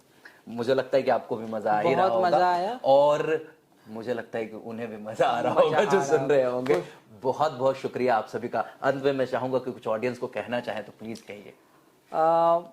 हालांकि इतने लंबे डिस्कशन के बाद बहुत कुछ कहने को तो मेरे पास नहीं है, बट मैं यही कहना चाहूँगा कि आपको फेल नहीं, एक्चुअली क्या है ना, failure is the part of life और बिजनेस, ठीक है।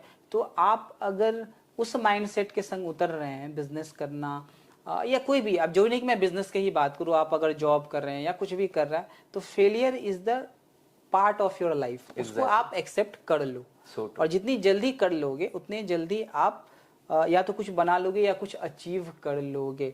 और मुझे लगता है कि मैंने पहले भी बोला है, जिंदगी हो या बिजनेस चलती रहनी चाहिए और हमेशा ग्रोथ होना चाहिए। अगर रुक गई ना तो फिर वो रेल के डब्बे की तरह हो जाती है, आपको ले जाके गैरेज में फेंक दिया जाता है। जब तक चलती है तब तक काम की है। तो जैसा कि मैंने हमेशा से बताया, जिंदगी हो या बिजनेस चलती रहनी चाहिए, रुकनी नहीं चाहिए यार। कभी स्लो तो कभी फास्ट। हो सकता है आप जो लोग मंजिल पे 2 दिन में पहुंच रहे हैं, आप 2 साल लगे, बट आप अगर लगे रहेंगे ना तो पहुंचेंगे जरूर। ट्रेन की अगर एग्जांपल दूं, क्योंकि मुझे ट्रेन की सवारी बहुत पसंद है, आई टू लव, ठीक है ना, तो मैं ट्रेन का ही एग्जांपल ज्यादा देता हूं। तो राजधानी भले 17 घंटे में सफर तय कर लेती है, वही ट्रेन 23-24 घंटे लेती है, बट पहुंच तो मंजिल पे जाती है। तो यही है जिंदगी, लगी रहनी चाहिए, आप लगे रहो और कुछ बिल्ड करते रहो। हमें तो यही मोटिवेट करता है। क्या बात है, कुछ बनाते रहिए अपनी जिंदगी में, रुकने का नाम नहीं लेना है। खैर, अंत में मैं चाहूंगा कि आपको वो सारी बातें एक बार फिर से रिपीट कर दूं जो इस एपिसोड में हम लोग सीख सकते हैं। सबसे पहली बात, और हम लोगों ने क्या क्या बात करा उन सारी चीजों को एक बार समराइज कर देते हैं। हम लोगों ने बात करा इनकी लाइफ जर्नी के बारे में, कैसे ये इवॉल्व करे, अब इनसे क्या सीखना चाहिए आप समझिए। एक इंसान जो बिहार से निकलता है, सरकारी स्कूल से पढ़ा हुआ लड़का, और कोलकाता जाता है, सीबीएसई में शिफ्ट होता है, अचानक से उसे इंग्लिश एक ऐसी प्रॉब्लम लगती है कि लगता है कि अगर ये ना सीखे तो शायद यहां से आगे बढ़ पाना मुश्किल है। वो सीखता है, क्योंकि जहां पे बाकी के बच्चे 10 लाइन लिखते हैं और ये लड़का 1 लाइन लिख पा रहा होता है। समझिए ये अंतर, कितना बड़ा गैप होता है। तो कितनी मेहनत करी होगी इन्होंने अपने आप को बिहार बोर्ड से निकाल करके सीबीएसई में फिट बनाने के लिए। मैंने मैक्सिमम को देखा है कि सीबीएसई से बिहार बोर्ड में आते हुए ये बिहार बोर्ड से उठ के सीबीएसई में गए। ये अपने आप में एक बहुत बड़ी बात है। तो कोई भी, जो भी इंसान हो, वो कुछ भी कर सकता है, ये बात तो समझ में आ गई। दूसरी बात इनसे जो आप सीख सकते हैं वो ये कि किसी भी पृष्ठभूमि से क्यों ना निकले हो, आप बड़े सपने देख सकते हो। इन्होंने बताया कि हमारा घर छप्पर का, वो खपड़ैल का घर था, वहां से हम लोग निकले हैं और आज करोड़ों की कंपनी बिल्ड कर चुके हैं। कंपनी की वैल्यूएशन लगभग 100 CR से ऊपर की है, राइट? 100 मेरी वैल्यूएशन ज्यादा है, बट कंपनी की आप 100 करोड़ पकड़ के चलिए। अच्छा, आपकी नेटवर्थ ज्यादा है, मतलब क्योंकि ये मल्टीपल बिजनेसेस में है तो इनकी नेटवर्थ ज्यादा है। फिर भी 100 करोड़ भी अगर मान के चले तो ये अपने आप में बहुत बड़ी बात है। एक खपरेल के घर से निकल करके कोई इंसान 100 करोड़ रुपए तक की कंपनी बिल्ड कर लेता है, ये अपने आप में एक रिमार्केबल जॉब है। और सबसे बड़ी बात, बिहार से निकला हुआ शख्स सिर्फ भारत में ही अपनी कंपनी का झंडा नहीं गाड़ता, बल्कि इसे ग्लोबली लेकर के जाता है और इनकी कंपनी का जो ऑफिस है वो दुबई में भी खुल चुका है, जहां से ये पूरे दुनिया भर में ऑपरेट कर सकते हैं। ये थी दूसरी चीज कि आप जो चाहे अपने जिंदगी में जितना बड़ा सपना देखना चाहे उतना बड़ा सपना देख सकते हैं। तीसरी चीज इन्होंने कहा कि अगर आप कंपनी बिल्ड करना चाहते हैं तो पहले एसेस कर लीजिए कि आपको सच में कंपनी बनाने की जरूरत है भी या नहीं। अगर नहीं है तो प्रोप्राइटरशिप फर्म बना लीजिए, शुरुआत कर लीजिए, क्योंकि उसमें टैक्स की लायबिलिटी थोड़ी सी कम होती है। बिल्कुल। और उसके बाद अगर पार्टनर है आपके साथ तो पार्टनरशिप डील बना करके बिजनेस शुरू कर लीजिए। एमबीपी अपना बना करके प्रोडक्ट को वैलिडेट कर लीजिए। आप चेक कर लीजिए क्या मार्केट फिट प्रोडक्ट है भी या नहीं है। अगर है और अब आपको समझ में आ गया कि मेरे को इसी में ही रहने का, तो फिर आप एक प्राइवेट लिमिटेड फॉर्म बना लीजिए, क्योंकि वहां से फिर आपके रियल बिजनेस की शुरुआत होती है। बिल्कुल। ये एक बात थी जो आप सीख सकते हैं। उसके बाद अगर आप फंड रेज करना चाहते हैं तो फंड रेज करना चाहते हैं तो इनकी दूसरी कंपनी है जिस कंपनी का नाम है ओके अक्वायर्ड, क्योंकि अभी तक अगर आप प्रोप्राइटरशिप या पार्टनरशिप या प्राइवेट लिमिटेड कंपनी बनाना चाहते हैं तो लीगल सलाह जो कंपनी है उससे कनेक्ट करेंगे। अगर आपको फंड चाहिए तो फिर आप कनेक्ट करेंगे ओके अक्वायर्ड से, जो इन्हीं की कंपनी है। ऑब्वियसली एंटरप्रेन्योर्स को हेल्प कर रहे हैं और भाई इतना पैसा बनाए हैं तो फर्ज भी बनता है कि बडिंग एंटरप्रेन्योर्स की वो मदद कर सके। बिल्कुल। पांचवी बात जो मुझे समझ में आई, जो सच में आपको सीखनी ही चाहिए, कि लगे रहिए, रुकिए मत, दैट इज मस्ट। क्योंकि अगर आप रुक गए तो कहीं ना कहीं मन में अलग अलग प्रकार के विचार आएंगे। क्योंकि देखिए आप आराम से बैठिए तो आपके मन में तरह तरह के विचार आने शुरू हो जाएंगे, और आप चलते रहिए तो आप देखिएगा कि आपका दिमाग कहीं ना कहीं प्रोग्रेसिव वे में काम कर रहा होगा। कभी ये दिख रहा है, कभी कुछ दिख रहा है, कभी कोई मिल रहा है, तो आप बिल्कुल, आपके दिमाग को ये फुर्सत ही नहीं मिल रही है कि यार मेरे को टेंशन भी लेना है या मेरे को परेशान भी होना है। वो बस चल रहा है, चलते जा रहा है। तो फिर ऐसी स्थिति में आपकी जो एफिशिएंसी है, प्रोडक्टिविटी है, ऑब्वियसली बढ़ते जाती है। और एक और चीज इन्होंने बताया कि आपको इंग्लिश सीख लेनी चाहिए, क्योंकि इन्होंने सीखा उसका इन्हें एडेड एडवांटेज मिला है। और वो एडेड एडवांटेज इस रूप में मिला कि इनकी कंपनी बिहार से छोड़िए, भारत से निकल करके कहां तक पहुंच चुकी है, दुबई में जाके ऑफिस खोल चुकी है और आज ग्लोबल ब्रांड बन चुकी है। तो आपको इंग्लिश सीखनी ही चाहिए। हाँ, हर किसी से पे थोपा नहीं जाना चाहिए, लेकिन ये हमारा फर्ज बनता है, ये हमारी रिस्पॉन्सिबिलिटी बनती है कि ये छोटी सी चीज है यार, दुनिया जहां सब हम जान रहे हैं, दुनिया जहां सब सीखने के लिए तैयार है, ये छोटी सी चीज अंग्रेजी क्या चीज है यार, सीख लेते हैं ना। तो that is it. Thank you so much, thanks a lot for being in this show. और आपने इस शो से क्या क्या सीखा वो कमेंट बॉक्स में जरूर लिख के बताइएगा। ये तो मुझे लगा कि आपको सीखना चाहिए जो मैंने बता दिया। आपने क्या क्या सीखा वो कमेंट बॉक्स में जरूर बताइए, मुझे अच्छा लगेगा। शायद ये कमेंट पढ़ेंगे तो इन्हें भी अच्छा लगेगा कि आपने पूरे अच्छे तरीके से पूरे एपिसोड को देखा है, उसके नोट्स बनाए हैं और आपने कमेंट बॉक्स में डाला भी है, ताकि और भी लोगों की मदद हो सके। बहुत बहुत शुक्रिया, बहुत बहुत शुक्रिया सर यहां तक बने रहने के लिए। थैंक यू, मजा आ गया आपके शो पे। Truly love talking to you. ये मतलब मुझे तो लग रहा है कि पहली दफा इतना लंबा हम लोगों का एपिसोड चला है, और truly love talking to you. It's amazing connecting with you. हम लोग जुड़ रहे हैं, क्या पता आने वाले समय में हमारी कंपनी के भी एक बड़े इन्वेस्टर के रूप में हमारे साहब हो। Thanks a lot, thank you so much, truly love talking to you. बस इतना ही कहेंगे कि हदे शहर से निकली तो गांव गांव चली, कुछ यादें मेरे संग पांव पांव चली, सफर जो धूप का हुआ तो तजुर्बा नया हुआ, अरे वो जिंदगी ही क्या जो छांव छांव चली। Thank you so much, thanks a lot, thank you so much for being here. Thank you everyone.